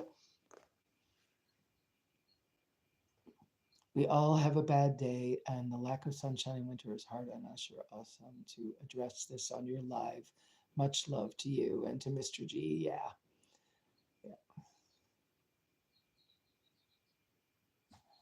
And karma is real. Yeah. Yeah. Thank you all for your thumbs up and for being here. A normal North Dakota wind. It probably was. I would say that that little dust devil wind thing that came through the other day, I would say that's what had taken down my yard fence in the past, which is why I kept moving it to try to make it be somewhere where it could stay up year round and not get blown down while I was away. Because I would often come back and it would be blown down, and then when I put that one part of it too close to the game trail, the elk would jump in and I'd have these big elk hoof prints. And elk are huge. I don't need the expense or the problem of coming home to a broken window from a 1,500-pound elk turning his head and smacking the window with his rack of horns, um, because a broken window is just a way in for the rats. And so that would have been a real problem. So that's why I was trying to correct that outside yard fence. I want the yard fence because well, now I have Wendy, but I like the fact that it keeps a lot of the animals just a little bit further away. So that's kind of nice. But so that dust devil was a little bit of a surprise. I would definitely say it was a 90-mile-an-hour little gust, and it wasn't little, and it wasn't just a gust because it went on. It was strong enough. Wendy got blown a few feet away from where she was standing, and it about knocked me over. I was close to something, so I could like lean on it, but we were outside. The friends were here filling my water tank for me, and They were like, whoa. But they live in a different ranch community in a different part of Apache County. And they were like, yeah, we get those all the time. Well, I don't. Uh, Probably the natural landscape here, I don't generally get dust devils. So, but that was a pretty strong one. I would say 90, 95 mile an hour, whatever it was, and it lasted a few minutes. So, uh, no, did not hear anything about it this year. Oh, what were we talking about it this year? I forgot. Okay. Oops. I didn't mean to click on that. Unclick. Okay. Uh, Petrified Forest a few weeks ago. Oh, did you, Catherine? Oh, yeah, you did. I forgot. You told me. And I saw the pictures. Uh, it was 23 degrees when you were there. Yeah, yeah, that was what? That was a few months back. Boy, are my lips dry. Goodness, I just looked. I was like, what is that white? I don't think I have toothpaste, baking soda toothpaste on my mouth. No, it's dry lips.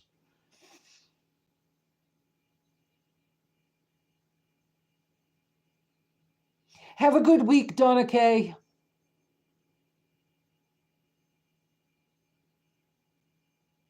Who's that asking? Iris? Iris, do you have your pass? Because I have a pass that gets us in for half price. You let me know when you're coming. Maybe that's when we'll meet.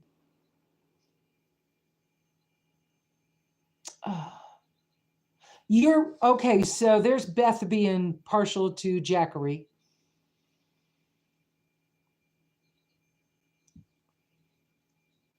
I would not be afraid of buying any off brand of the battery banks. I think they work. Okay, Jer, we'll talk to you later. Love you.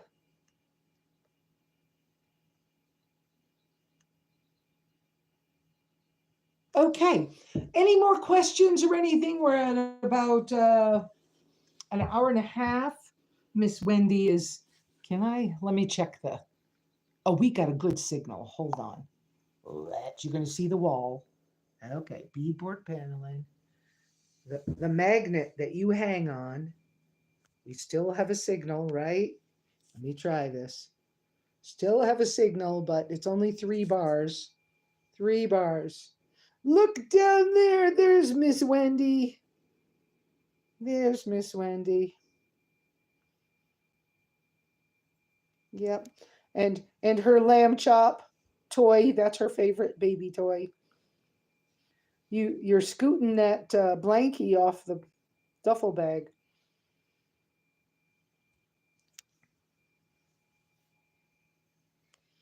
So okay, so you can see out my windows. You know I have a bank. This whole wall. So my cabin that I'm in is 12 feet square. 12 feet one direction by 12 feet the other direction. And it has a cathedral ceiling that's also 12 feet high. It was not planned like that. It's just what happened. But because I have this whole 3 windows on this one wall, the whole wall is windows. This is what I see when I'm talking to you. That's why often Wendy sits right out there by that railroad tie. I've planned, I'd like to put pavers right down there on that side and put a little bistro table for a spot to sit and have coffee because the bird water is right there on that tree outside that fence. And that's the driveway right there on the other side of the fence. Okay, but that's what I see when y'all are looking at me, because here I am, right? The wood stove. Some of you have seen some of this. I know that's a quick picture. Put you back on the magnet where the signal is the safest. Hey, Sonia. Yeah, I know G's an EcoFlow guy, and G, I think was G. It, you worked for Tesla, but I think you were like an electronics professor or something. I may be off with that. G knows his electronics. But if you ask him questions about it, you got to be prepared that he's probably giving you like a lesson class at the same time as he's helping. He will help people with things depending on how you come at him. You know how I always say that. Be a good neighbor so you can get good help, right? Um, But I I like EcoFlow enough that I have considered asking them to sponsor me, but I haven't done it yet. The new thing is dealing with the tracker as opposed to some of the other vehicles I had prior to the tracker. The size of whatever I do is going to be very important.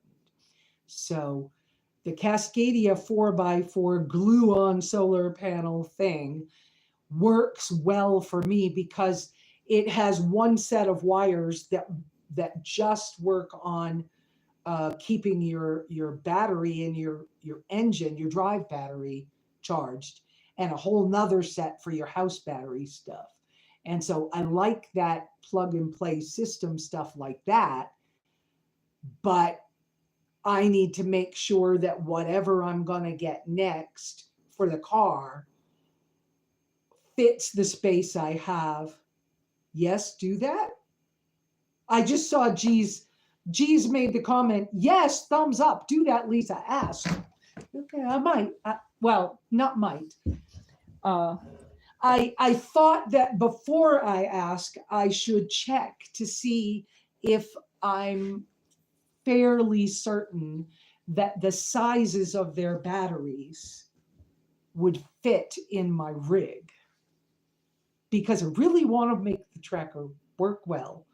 And I want it to be, I had this idea, and I want to do that idea because I can imagine sleeping in my hammock on the front bumper hitch of the tracker.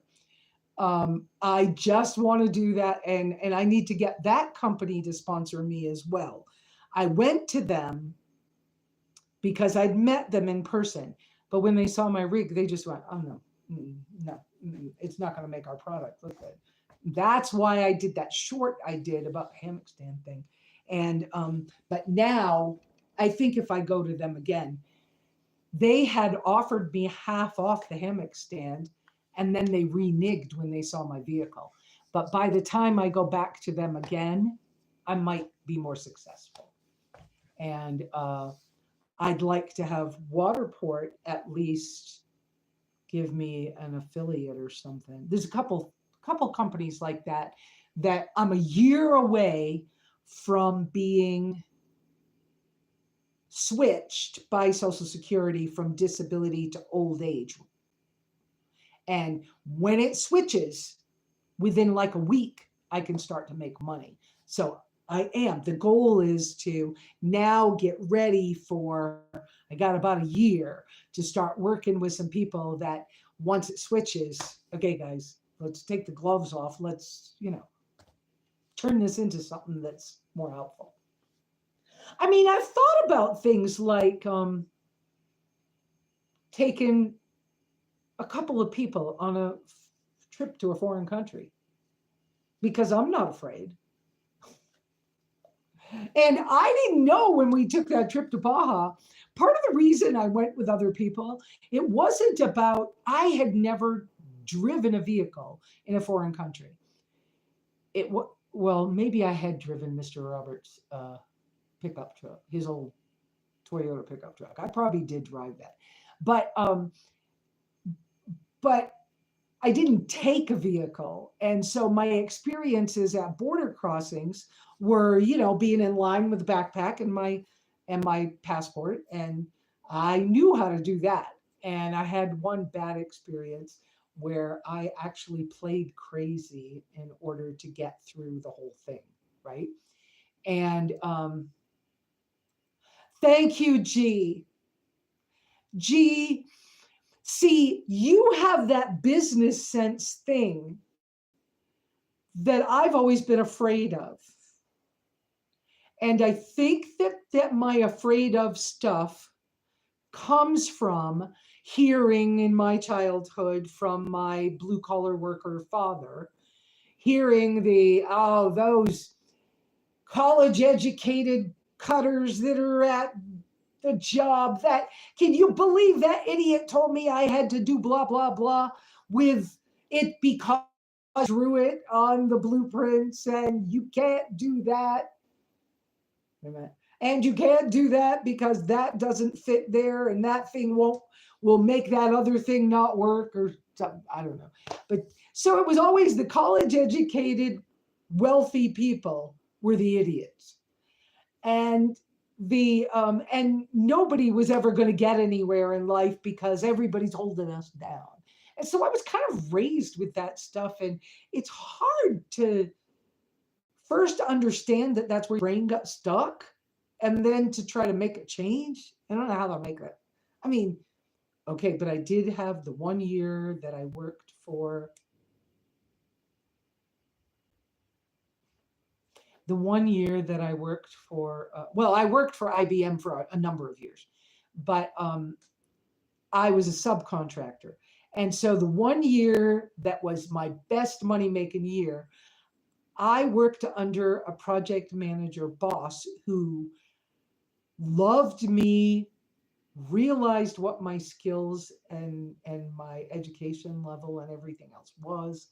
And he was like, Lesa, you're doing stuff. You're only making $11,000 a year.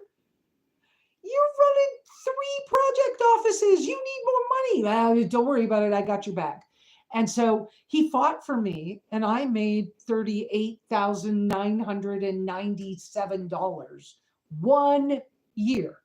And then they realized that they'd been overlooking the fact that for the past 3 years, I was a subcontractor and I was handling all the payroll for a $3 million computer project at a nuclear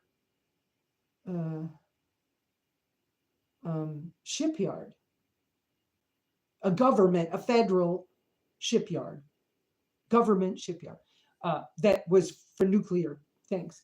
And so I was doing things, and they were like, "Oh, whoa, whoa, whoa, whoa, whoa, whoa, whoa! She shouldn't be doing that. She's a subcontractor. We need an IBMer in there." And back then, an IBM employee had to have a college degree. Well, I'd had 3 years of college, but I had lots of art classes and religion and philosophy, and a little bit of basic English and stuff, but like I never finished school. So they were like, quick, Lesa, how fast can you get your degree? Well, I was in Virginia. I went to VCU, and VCU says, yeah, you got to start over. You don't have enough stuff to make a degree. So it's going to take you 4 years. And I went back to the office, and they were like, oh, poop. Well, we're going to have to let you go. Oh, good Lord. That was another sad, grieving kind of bummer, because I kind of was having fun, but whatever. But that being said, so I have that example in my background. I'm capable. Having more is kind of cool. It's just, how do you do it and get and be okay with it, right? So yes, gee, we'll work on that. Yes. So it is some of the things I'm looking forward to. And it's part of why, now G knows this because we just talked about it this week. Part of why you keep hearing me say they're going to cut parts of like the data part off my phone soon, because they're ending that American connectivity program. And so real soon, I'm not going to have any data. So I'm researching which plan I want to do. Well, I thought I was going to do this, and then I thought I was going to do this other thing. And then it was like, wait a minute, I'd been offered a sponsorship by somebody. G thought I should have taken advantage of it. I kind of went, hold up. I got to make sure I got enough 12-volt power to run these gizmos. I got to make sure the equipment's small enough to be manageable. If the engine blew again, I don't want to leave some expensive equipment.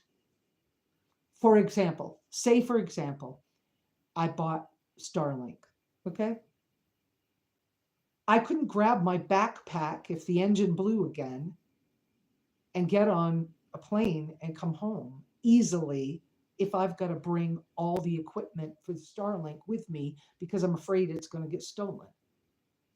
How am I going to do that? So I'm considering more things than maybe meets the eye. I need the expense to be okay. I need the power use to be something I can manage. I need the size to be manageable. I don't want whatever I get to only work on Verizon or only work. And 2 weeks ago, I think it was that, yeah, life's twists and turns, yeah. Curveballs, right? Kenneth. Anyway, so like 2 weeks ago, when Alex started working for me, he said he dug out his phone one day. Hey, Lesa, how many bars of signal do you have? And I was like, oh, I got 4. And he was like, I got 3. And I was like, good. What do you know? Why are you surprised? It'll come and go. The wind will blow, and there won't be anything for a minute or a few minutes. And he's like, oh, okay. And I said, so later it was like, so who have you got? And he goes, Mint. And I goes, Mint doesn't, wait a minute. You were just talking on your phone. I thought Mint didn't work out here. For years, Mint didn't work. And so Mint came on the list. Then it was like, well, I better look into that because they're a low income, they're reasonable. So that's why there's a lot more factors and why I haven't chosen something yet. Yeah, if it dropped off tomorrow, I would just take the things I'm looking at and I would pick the one that feels the best and I would just do it. And it won't be Starlink because that's not in my budget today. So, but that's part of why you hear me talk about it, but I haven't made a decision because I want to make sure it fits all of me. And when I was depressed, making a big decision about something that was going to cost me money every month was not wise. And as much as I wanted to, or I felt like I needed to, it was wise not to make the decision when I was so depressed. So, okay, that being said, I'm leaning an awful lot toward Google Fi. Now I need to contact them. I need to find some bigger answers to bigger questions I have. One of the things with Google Fi that I think is fantastic is you can travel outside the country for 3 months and continue to use your Google Fi and the data plan that comes with it for 3 months. At 3 months, they shut the data off, but the phone and the messages still work. And I believe for one person, it's $55 a month. So that is more attractive to me if I travel, when I travel with only a phone. And so I can choose my phone, the phone can be unlocked. I want to choose a phone when I upgrade that has multiple eSIM slots in it because I can imagine getting on a plane and going somewhere or just driving down to San Felipe, Baja to visit my friend Stringless Theory, the family, Chris and Julie and the boys that live in San Felipe and are all about the VW sandrails, and now they're into Baja bugs.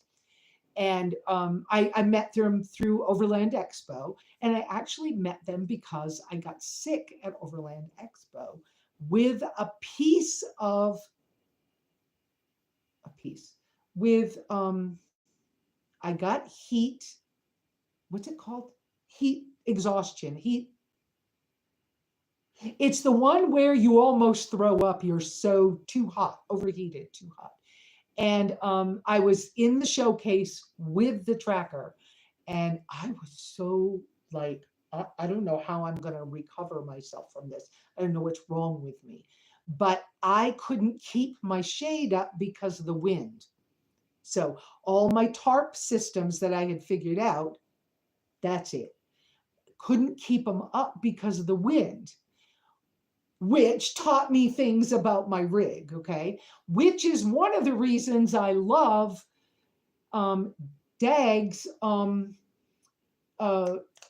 shelters. He's from Nevada, California, and Nevada, pardon me, all of you folks, who live in Nevada.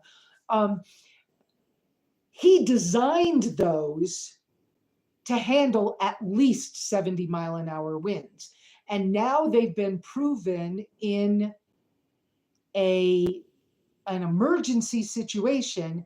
He donated a bunch of those IDOM shelters to the Maui relief thing. And a year later, his are some of the only tents that are still lived in and standing. All the other things have another storm came through and blew them over or something.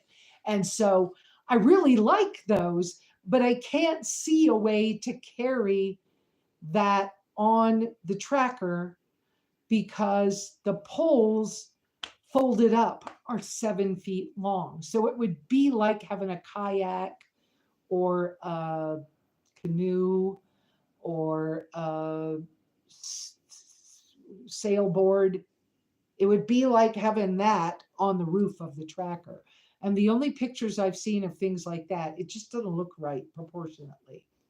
So as much as I love his thing, he as well offered me a half price thing. We talked about sponsorship. He thinks it's a great addition to my tracker, Chevy Tracker Travels lifestyle, but we just haven't figured out how I could carry it and have it look good and do all the off-roading cool stuff that I've been able to do with the tracker. I don't know how that works. But that being said, so anyways, I had that heat thing. And Chris, I ended up, hey, Shadow Wolf, I ended up I was laying in the grass in the shade of my tracker because I was so nauseous and thought I was going to vomit. I didn't know what was going on because I'd never had that way. And that was the year that I had just found out that they diagnosed me with MS. And another lady with MS that had just been in my class with me came over and said, I see you laying down there. I've already called my sister. She's an EMT. She's on her way. I'm not getting out of my wheelchair.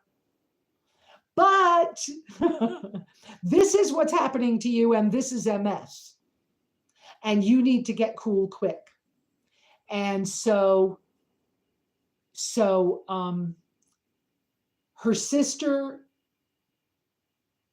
and the people at, I forgot the name of the company. There's a company that makes these ice makers for RVs that's at the expos. They give away coolie towels to people. You dunk them in water, put them around your neck, and they cool you down. The sister on her way over to my tracker went by their booth and said, bring coolie towels and water, and Lisa's sick. Go help her. And she brought 2 cups of ice. And Chris saw that something was going on when people showed up. And he came over and he brought me what was left of their organic, non-sugar electrolytes. And he mixed it with ice and water for me. He had just enough to make a gallon. I drank the whole gallon of electrolytes and fell asleep. And it was maybe 3 hours later when I woke up and the EMTs were there. And one of the girls from the event, Azure, from the event thing, she was standing there and she's like, are you okay? Are you? Yeah, I never had this before, but that girl just taught me stuff and that person taught me stuff. And I think I'm going to be okay. I'm feeling better. So she was like, no, I'm sending you to the hospital. No, not going to the hospital. I'll be all right. Deep breath. She goes, all right, you check in with me. I want to hear on my phone every hour today. And tomorrow morning, when you first are like having coffee time, I want to hear from you. I want to know you're okay. Okay, all right. So we did that to get me through. But those situations with the tracker, I gotta have more. I gotta have more shade. I gotta take care of myself well. I don't know how I got off on this whole subject, but so as I'm going forward with this reorganizing the tracker and stuff, I gotta deal with the fact that I could hear the wind starting to whistle through the the seal on the windshield. That's not going to be safe, so I got to do the windshield, and I want the little bit wider rims, offset wheels. Like I said, my tires are fine. It's going to be a set of rims. And my rims right now are aluminum. So when I get the new offsets, they're steel. That's even better. That helps, in rocky situations, whatever.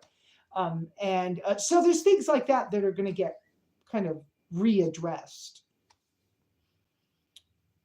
But yes, G, back to the thing about the power banks and whatever. I would really like to start working on getting me a sponsorship from EcoFlow. I would like to make sure that whatever I'm going to use is going to fit well in my tiny lifestyle, keep it simple manner. That's why on the Facebook group, I put out that I don't know how to say the name of the company. Hello Exene. I don't know how to say that. Little table setup. I really like that little thing. Because it folds up so tiny. That's kind of a cool thing. I could see that working with the tracker, but then I go back in my brain and the guy is talking to me in private messages as well from that company. He's a new company, so they're doing a Kickstarter. It would be kind of cool if they could send me one to review or something. But then I think about what I already own, how I already do things, and I'm like, that would be a really nice setup, but is it the right way to go? And I don't want to, be asking for things that aren't going to fit. So it would be nice. Will you tell us the name of your Facebook group again? Yes, it is Keep Living Simply with SimplyLesa or something like that.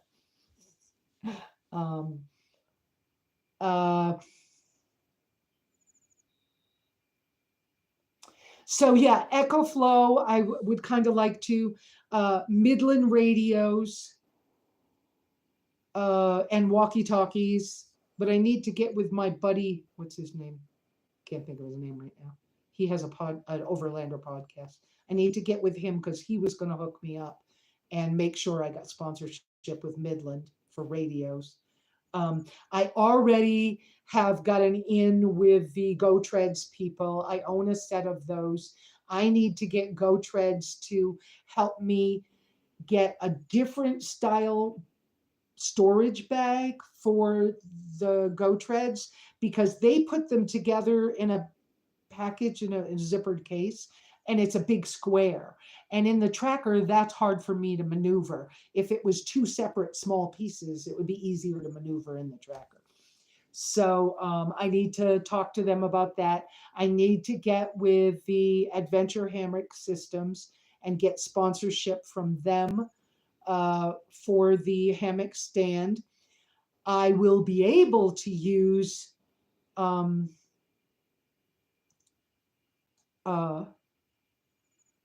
Brad and Lily, Sun Roamer Overland. I'll be able to use them as a reference with Adventure Hammock Stands because he's the one who let me borrow his for that 3 days I was camping with him, and I got to use it, and it looks and I have that little short. It looks good on the tracker. And so I think with his help, I ought to be able to get sponsorship from them. I don't know if they'll give me the full thing for free. I don't know, Shadow Wolf. I don't know why. I grew up with this idea. If everybody's doing it, I'm going the other way. And for some reason, when everybody's going Blue Eddie, I just want to look somewhere else.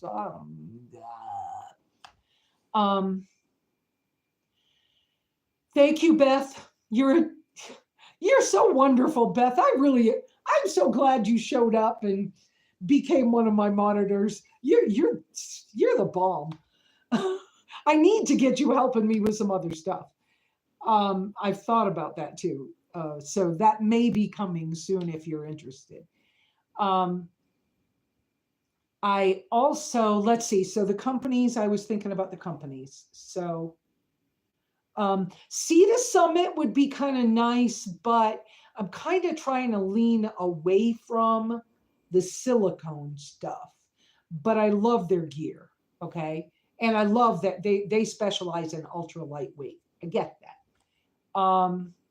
GSI, no, GCI, I need a sponsorship from them. Now, GCI is the fire pit rocker people, and it's my Pico chair that actually folds small enough that I could stick it underneath the platform in the tracker. Um, and they have a table. I would like one of their tables that folds really tiny. Although I'm still kind of torn on the table thing because I want a flip down table that's attached to the tailgate door, like Jeeps have. That's what I really want on there. So, Janet, welcome.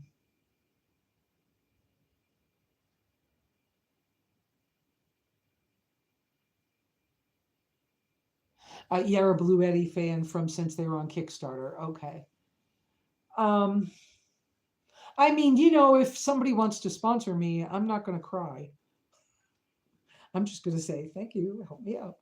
Um, I don't know if I can work a deal with if I decide to go with Google Fi. I don't know if I can work a deal with them. That would be kind of cool, but I'm not sure yet how that would work. Um, I was trying to think who else. Oh, the fridge. Now look, I'm sitting right here. I haven't even gotten near that fridge, and it unplugged itself again. That's why I keep little coolie things inside the fridge, and everything's frozen. I have it cold enough to be frozen. So those freezy packs help it stay frozen if in case I don't notice it pops off. But my son's coming. He'll be here next Sabbath, and I'm 95% certain he's going to cut that plug off and fix it for me so that it won't keep getting unplugged. Call you. Okay. Gotcha. I'll put you on the to-do list. Okay. Um, but so anyways, yeah, I was trying to think who else I really was thinking about sponsorships with. Oh, Vargo, the little titanium my little titanium stoves that fold flat like this, they should be a sponsor because I use these every single day. It's not like I use them when I go on a camping trip. I use these every day. Now, in the winter, when the wood stove was running, I didn't have to heat my water for coffee with this every day. But I have two. I have this, and I have the little hiking titanium. You've seen it, but the little hiking titanium uh, grill because it's bigger and I can put like a can of sterno or charcoal and I've tested it with everything. So charcoal, wood, all those things. So these guys should be they should be in my sponsorship stuff. Yeah. We got a year for that to work better. Beth. Call Beth. I should be making a list of these sponsors, right? Um, But I am talking to that guy from Hollow Exene, or however you say it. Um, there's another Japanese, I think it's Japanese.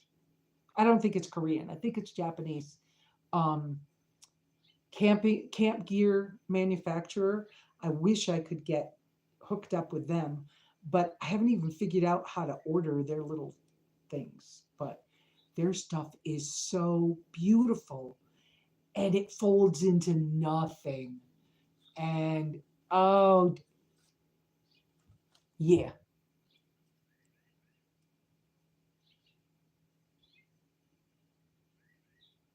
cool. Okay, so Shadow Wolf, Rockin' Van Life, is just saying, I have found I like those little Alpacool fridges. They're fairly cheap to buy and are small and work great. I have two of them now. Let me ask you, did you get two so you can run one as a fridge and one as a freezer? Is that why? And did you get the same one I have? I think mine's the C12. Is that what you got? Because I love mine. I mean, I have even set mine at -4 degrees just to see if it would work. And wow, talk about rock solid frozen food. So they work great. But as far as having a fridge in the white tracker, this is about the only size I can really maneuver. And so I've been working with it almost 2 years now, and I love it. It's just that the plug's weird, and a lot of people just cut those plugs and hardwire them or something. And you guys that are more handy with electronic stuff, you just fix it. Um, Mine, I just struggle with it staying plugged into that battery pack, but part of it's the battery pack, part of it's all operator stuff. It has nothing to do with the fridge itself. So,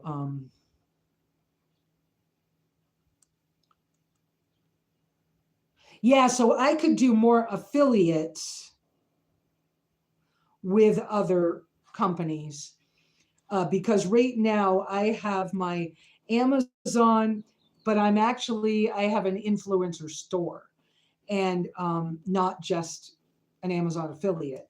But then I have the Danger Coffee, which is good coffee. I'm going to give it a better shot.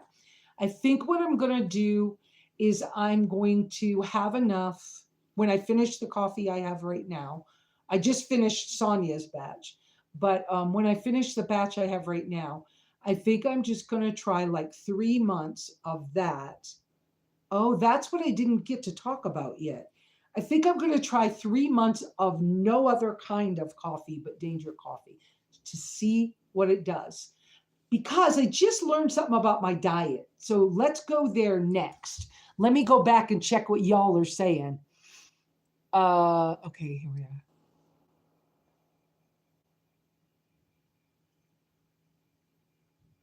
Oh, that's great. Somebody else I know had is it Bodega? Or no, Bouge RV. And but this was a couple of years ago. Theirs actually had a drain like a cooler, so you could use it with ice like a cooler or as a fridge. It wasn't like a lot of the fridges that say, please don't put ice in here, but we do it anyways, right?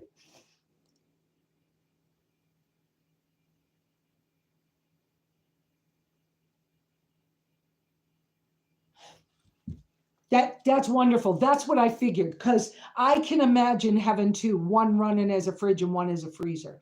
And I even found these little, I don't have any close by, but I found these little plastic bags. They're Japanese. Yeah, they're Japanese. But these little plastic bags that you put water in, and they have little sections, they make ice cubes. And they're little plastic bags. I don't love having all the little plastic bags kicking around, but it's a way to do it. So that was kind of cool to make ice. Okay. So, uh,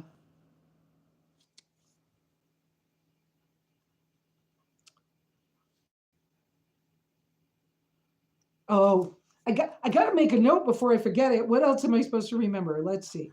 Sponsors and affiliate. Okay. GCI, Midland, because this is chairs. Um, oh, and Vargo. Vargo and I don't know whether I would want one from I like the good quality titanium stuff. All right, let me Let me remember. What did I in silicone trays? Okay. Now I found this little tiny silicone thing that looks like a cup, and it makes just enough ice cubes inside of it. Has a, I think it has a lid on it, but it looks like a little cup. And the ice cubes get made around the outside. So when you're ready to take them out, you squish it and then pour them in your cup. And then you fill it with water and freeze it again. That's a pretty cool little thing. They make a bigger one that's like in the on scene as seen on TV sections of the store, but the little silicone ice cube tray thing, I don't know, it's $4 or $5 on Amazon. I haven't bought it yet, but it was a thing. I thought about getting one of those anyways. Okay, let me go back. What did I call the title of today? Because on the health needs thing, carnivore diet and oxalates. That's what it was I wanted to talk about. Carnivore diet and oxalates. Here we go. So y'all know that over the winter I was having a struggle with being able to have enough food here at the property while I could not leave because of the bad weather and the condition of my roads, the conditions of my 1.5 mile roads. So during that time, I decided to be carnivore-ish, and I had the chickens trying to see if I could be okay with eggs. I'm not okay with eggs. So the chickens have gone somewhere else. They're providing eggs for a whole nother family, which is wonderful. She's getting, I think she said she's getting 5 eggs a day, which is wonderful. It was 5 hens, so that's great. So during that time, I chose to try some carbs in the form of rice, which I seem to be also very allergic to or something. I tried potatoes. I tried yams, of course. I tried squash, as in like butternut squash, spaghetti squash. I tried blueberries. I had an apple. I had avocados. I'm fine with avocados. Um, just recently, I tried lettuce, like romaine. Fine with lettuce. Lettuce, avocado, and hamburger in a bowl is a salad. How cool is that? Anyway, so I didn't understand when I reintroduced some other foods that I then needed to be careful of the amount of fat that I was eating. When you're strict carnivore, you need more fat. When you reintroduce carbs, you need to cut back on the fat, but I didn't know that. That's probably why I gained a little weight. It'll come off. I'm not really worried about it. But then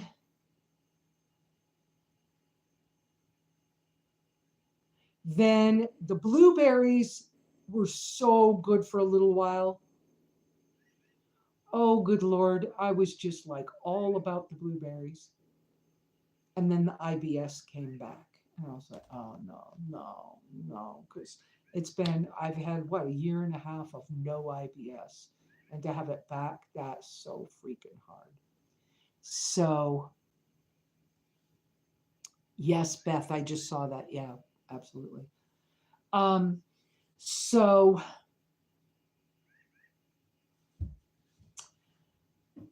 some of you know after the whole rice kerfluffle thing, scary thing, I called my PCP doctor and said, can I please have the best allergy testing we can get? I'm afraid that I was so close last night. I passed out. I feel like I was so close to um, accidentally killing myself. I don't want to do that. So can we please find out what is the true allergy and what's the sensitivity? So the doctor's office and I are working on that.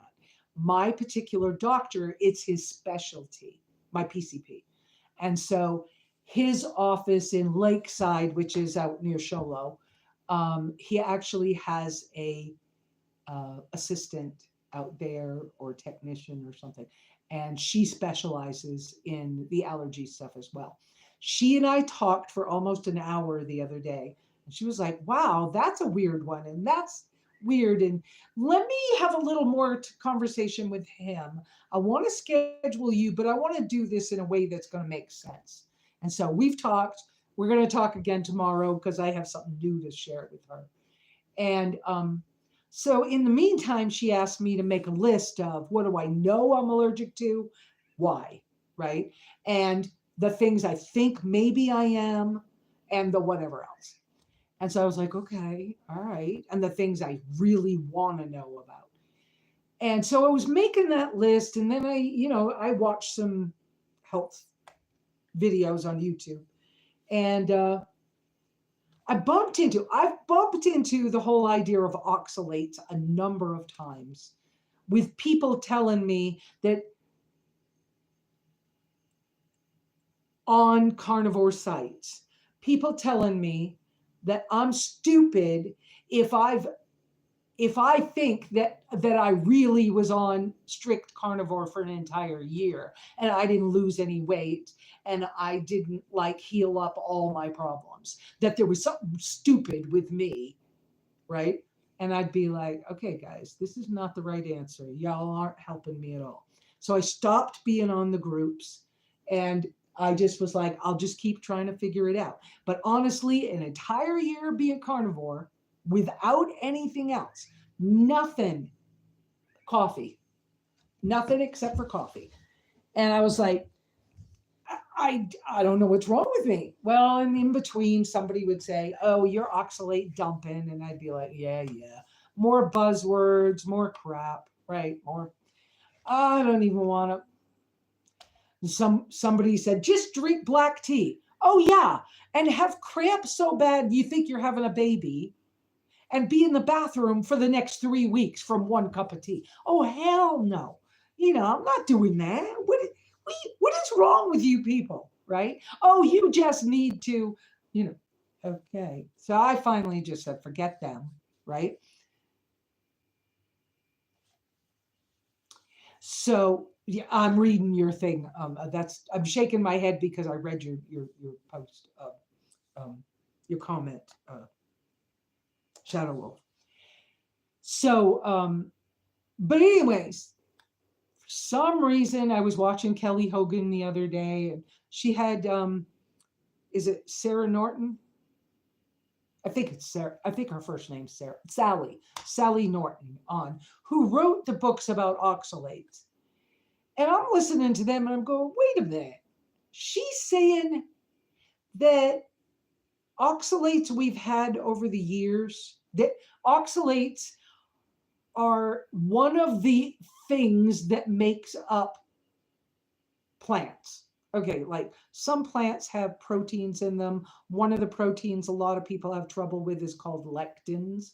I know I have trouble with lectins. Okay. But there's another thing, but I don't think it's a protein, that is called oxalates that are only in plant foods.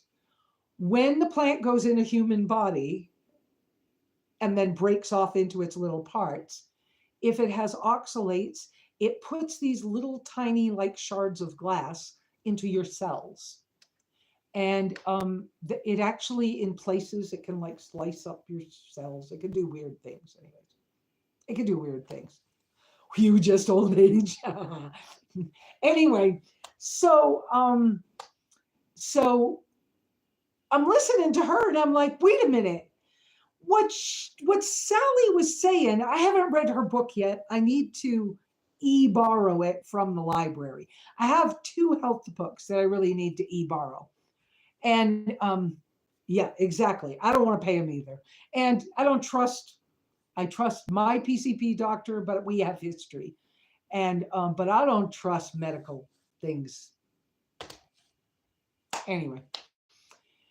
So I'm listening to her and she's saying, you can be eating the healthiest thing that you think is healthy. She says, you can be carnivore 6 months, never lose a pound, never have a, be doing good, but not like healing things up. And then all of a sudden, you eat your meat for dinner one day and you blow up and look like you're 9 months pregnant. And I'm like, whoa, whoa, hold up. I had that happen. She's going, it could happen to you 3 years. You could be carnivore, strict salt, water, and meat. 3 years, and it can happen to you. And I went, whoa, wait a minute. So then I'm trying to hear carefully. I re-listen to it, and I'm like, what she's saying is that these oxalates, if you go strict, anything depends on how much you got in you along the way. Look, I was 9 years, I was raw vegan. Okay. I ate a buttload of spinach and eggs. Probably why I'm allergic to the eggs, right? But a buttload of spinach. Um, wow. Anyways, so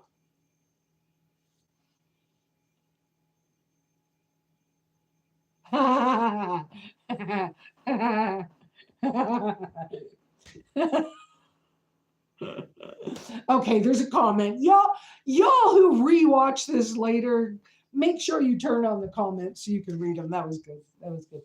Anyway, so it can be unexplained reactions to the things that have been working for forever. It can be unexplained odd reactions to something you tried to reintroduce. It can be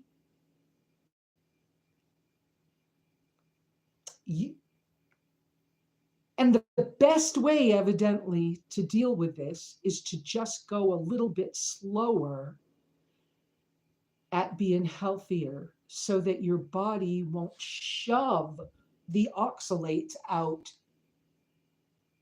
all at once. So it's kind of like if I understood Sally Norton's information online well enough, it appears to me that you want to go just a little bit slower. And that part of the problem is that in our society now, we got too far away from eating seasonal foods.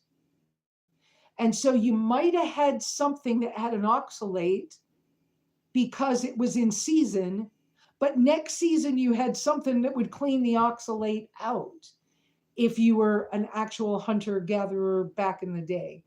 And so I find that interesting as my asparagus bed has, in the last 3 weeks, given me 4 stalks of asparagus this year that were edible.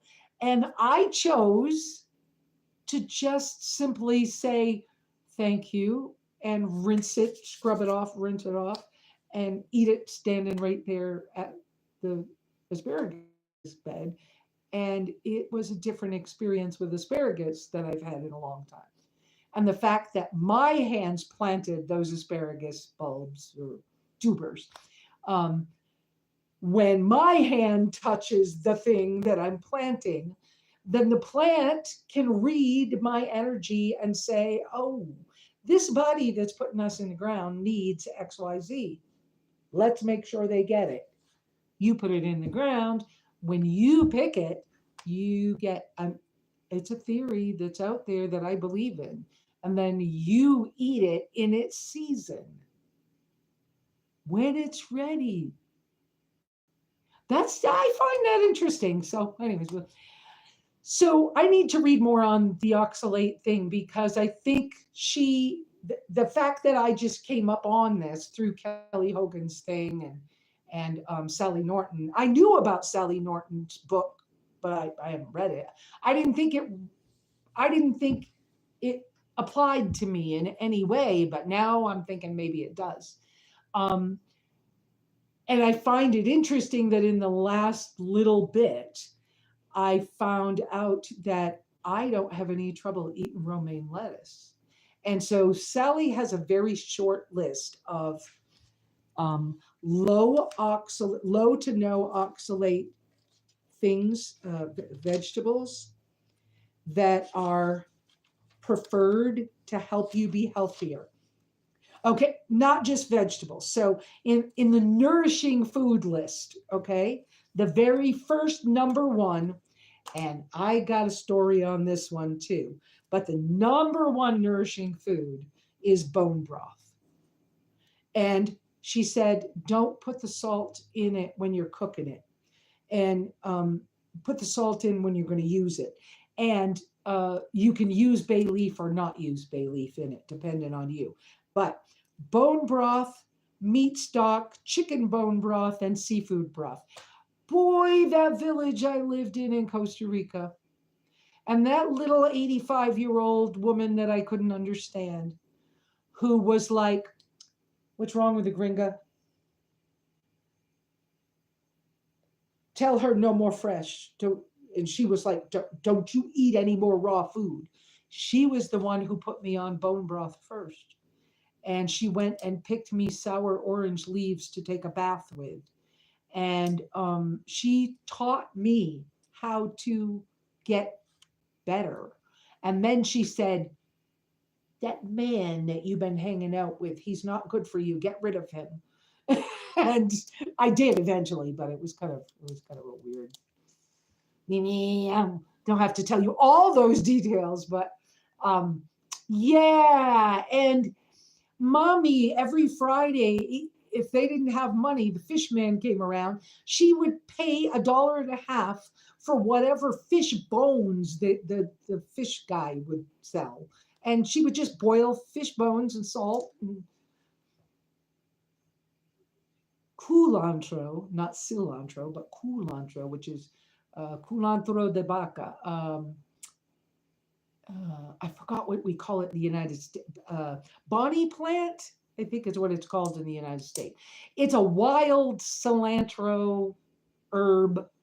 It's really healthy, but it poor people use it in Central America, and I had it growing like gangbusters all over the house, all over where I was. Anyways, so yeah, that's what they would put in the salt, culantro, and fish bones, and it was what we ate every Friday, just because the fish man came through, and I'm like, wow, yeah, I forgot about some of that. So, anyways, okay, but in that nourishing food list, so the number one was the bone broths and the meat things, and then the things to follow that were winter squash, green peas, bok choy, blueberries, lemon limes, melons, Gaia apples, grapes, papayas, and mangoes. And there's other things like instead of having nuts, have flaxseed crackers, flax seeds. Use coconut milk if you have trouble with dairy, which I do. Use mashed cauliflower. Coffee's fine because it has very little oxalates. Tea has a lot, like black tea has a lot. I believe chocolate has a lot. I think she was talking about maybe not having chocolate, which that would be okay with me because it puts me right in the bathroom. I mean, it tastes good, but for how long, right? I'd rather have coffee. Cucumbers instead of celery. Interesting. I'm going to have to try it. But because of the lectins, I have to peel and seed things. Radishes, turnips, stuff like that. So well, I'm kind of looking at this list, and then she had a couple of free recipes on her website, and I went, oh, that would be good. I could do that. Yeah, okay, let's try that. Well, I don't remember the ingredients in this one item she uses. I need to check it because I was told that I was allergic to ginger, and if I am and it's in that, I can't buy that stuff. But yeah, I just find this interesting. Maybe the oxalates is more where my answer is. And so rather than going completely strict lion diet like I started out, or so strict carnivore, when my diet's already limited in the carnivore space because of what I'm allergic to, it might be better to just kind of come at it with a slower, like oxalate thing, and let that stuff come out of my system different. That makes a lot of sense to me. She was saying how some people actually have these little, okay, you know how you get eye boogers? And we used to call them sleepy ticks. Okay. Well, my sleepy ticks have always been like flaky and sharp. She's saying that's the actual crystals coming out. They come out in the in the in the liquid and form into these. She said some people get little sharp things that just come out in their pores on their cheek. I was like, "Whoa, I've never seen that." Okay, this is interesting. And where we as nomads, or people who have been nomads or off gridders, are often more, Wendy, there's a chipmunk. Wendy, come help mama. There's a chipmunk in the garden. Go get him. Quick. Go get him up there. Go get him. Oh, you went the wrong way.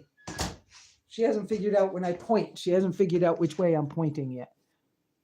Chipmunk in the garden, eating all those little things I just protected. Anyway, so I'm going to do some more research. I'm going to try to see if I can get the e-copy of her book, loan through the library. Okay, spit that back out better in better English. The library systems have a way for you to borrow books as e-books to read on your phone or your tablet or your whatever you have, Kindles, whatever you got, e-readers, whatever you have. I have my phone. I'm going to see if I can get those and see if I can learn a little more, and if that starts to help me, because it's been so wonderful to have romaine to wrap my hamburger in and feel like I'm having food. Because even on the carnivore thing, I was hungry all the freaking time. And they kept saying, just eat all the food, you eat all the meat until you're comfortably stuffed. Well, I can't afford it. I'm eating 2 pounds of meat a day, which I can't afford. And I react to regular grocery store meat. So I'm trying to just eat that anyways because I can't afford the other stuff. And it's like, how much am I supposed to eat? I could sit down and eat a roast. I probably have before in my lifetime. But anyways, it's like, I can't afford this. And so when I finally was having some romaine lettuce recently, and the blueberries were so nice, but I probably overdid it, but I've had diverticulitis, so it may be that. Okay, let's just kind of say it might be some of that. But when I had the apple that day, I peeled it and I seeded it, and it just felt like medicine. And it's the same thing with the honey. I've tried all the different less expensive raw honeys that I could find. And one of the last ones I tried, Nature Nate's honey, which is inexpensive on Amazon and Walmart and things like that. And at Walmart, you can get them in these little individual packs for, like, if you are backpacking, hiking or something, or traveling somewhere and you don't want to eat too much, but you need this squeeze of honey, which is kind of nice. But Nature Nate's makes me want to vomit. Now, I don't. I'm just saying it doesn't feel good. And I'm like, I don't know what's wrong with this honey. It just doesn't feel right. But I didn't have any trouble with the more expensive Manuka honey, which is coming out of New Zealand. So I've gone back to honey's medicine. I have Manuka. It's medicine. If I want to have one spoonful in a day, that's okay. Take it at night, not in the morning. Okay. Because sometimes when I'm going to bed at night, I found this over that year of carnivore. Sometimes when I'm going to bed at night, I'm so hungry, I can't fall asleep. And I've eaten 2 pounds of meat and I'm still hungry. And some people are like, well, that's way too much. Okay, but I'm I'm hungry. Let me have your arm. I mean, okay, I don't want to eat people. I'm joking. But I found when I was in Nevada that when I'm that kind of hungry,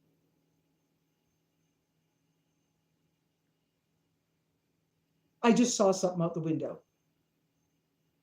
I can't tell what it is, but if I didn't know better, I would say that there's a snake in the sunshine hanging off that branch. And if I could walk out there with you guys on the phone, I would do it. But I can't do that and be sure of the signals. So we're about done, anyways. I've been talking a long time, but on this health thing. So I decided I was able to find on Amazon, I was able to find Manuka honey, raw Manuka honey, coming from New Zealand, and it's a small. This is not. I didn't put this in my Amazon store yet. 1.1 pounds, 17.6 ounces of Manuka honey. It was $11 and I could buy it with my food stamps. That's as opposed to the same size or smaller jar that was $28 at Walmart. So $11. And it's raw and this company I've had before, I trust them for some reason. But so now if I'm going to bed at night and I'm hungry, I'm going to have a spoonful of this before I go to bed. That helps. Um, I also have my kosher gelatin because I don't eat pork, and most gelatin, most. Any commercial gelatin you're going to see in the grocery store, unless it says it's kosher, it's not kosher. It's going to have pork in it. So, and gelatin is an ingredient in a lot of things that are pre-made at the grocery store. Anyway, so So, so I have those items. I do still keep powdered coconut milk that I get off of Amazon from Micro Ingredients, I believe is the brand. I use that in my coffee. I prefer the Thai coconut milk that comes in the Tetra Pak, but the Thai coconut milk one is expensive, but I can buy a case of it on Amazon for $31 and you can use your food stamps to buy it. So that's a treat when I can get it because put a few blueberries in a bowl and pour the coconut milk on it and stick that in the freezer for a minute. Oh, nummy num. Yeah, exactly. So Beth is saying kosher is usually best if you want to be assured of product purity. Yes, yes. And like I said, I don't eat pork. I follow the biblical guidelines in Deuteronomy 14. I hope I said that right. Yeah, Deuteronomy 14. So let's see what else. But so I'm going to do a little more research on the whole oxalates thing because it seems like that might actually have something to do with something. And to see that Sally Norton was showing people how she was paralyzed and misdiagnosed and then got healthier. But she also, I'm seeing something in the grass out there. It's about time to go, I think. But she also has a few recipes which just being able to add some flavor to some of the things I have. And it's interesting that the things that she's using as ingredients are things I feel safe with. Some I've tested and I know I'm safe with. Some I'm going to try because of what I've seen already. So we'll see what happens with that. Also, I found this other lady, Bethany, who goes by Little Sipper. She does lots of videos with dessert things in them, little short videos with dessert things in them. She, like me, likes the 3 to 5 ingredients, putting things together.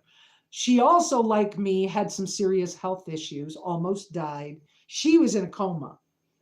And she learned that, like, she has one dessert she was making that looks like cookies and cream ice cream. And it has unsweetened chocolate chips because she can do chocolate. Um, I can't remember if she used Greek yogurt, but on the side, she says if you're allergic to milk, use coconut yogurt, which I haven't had coconut yogurt in a long time. I need to find some again. And then she said, but anyways, it was only 3 ingredients and some nut butter. And she said it tastes like cookies and cream. But for me, it was just finding that she was doing things simply. She stopped eating peanuts, not because of an allergy, because she learned about another thing, not lectins, not oxalates, but another thing that has a name that's a thing in plants, that's in peanuts. And she said, I want to cut them out and see if I'm better. And she got better. So I forgot the name of what that thing is. And so I'm interested in these kinds of things. And so I found these 2 women fairly recently and have been like really looking at their stuff and going to see if I can get their books as an e-borrow from the library so I can learn more. I just don't feel like I can spend the cash on an extra like a $15 book right now. And so being able to borrow them from the library, don't forget that's something that we can do. Okay. And I think I have yacked almost 3 hours. Y'all ought to be sick and tired of me.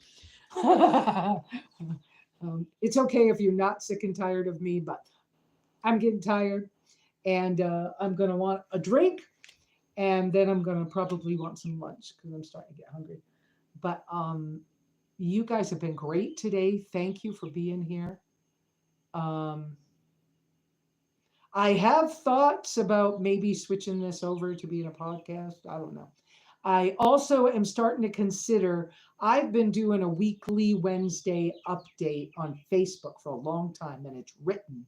And I'm starting to think that I'm going to stop. Well, I'm going to work my way out of that and start putting it out as a actual video on YouTube. I could get paid a little bit more by having more videos and it would be a little simpler to do. Okay. Wendy, wait a minute. Turning you around. You're going to see the wall first. She was running. I don't know if you saw her, but she's out of the frame right now. That's funny. Forget to pray for folks that we talked about today because everybody's been having it. And the weather's better, so now we're all getting excited. Apply. Become a member of our group, either on Facebook or here on YouTube, and apply to see if you can be one of the 2 special people that get invited to come visit me in the 3 weeks that begins with May 27th and goes until June 14th. And if you would like to be one of those people, come join those groups, send me an email and apply, and we'll see if you can come. And I'll pick 2 people. Give me your reasons in the email. Tell me why you want to come. All right, ciao. Have a good week. And I'm going to go rest. And Catherine, I'll talk to you later. Hugs.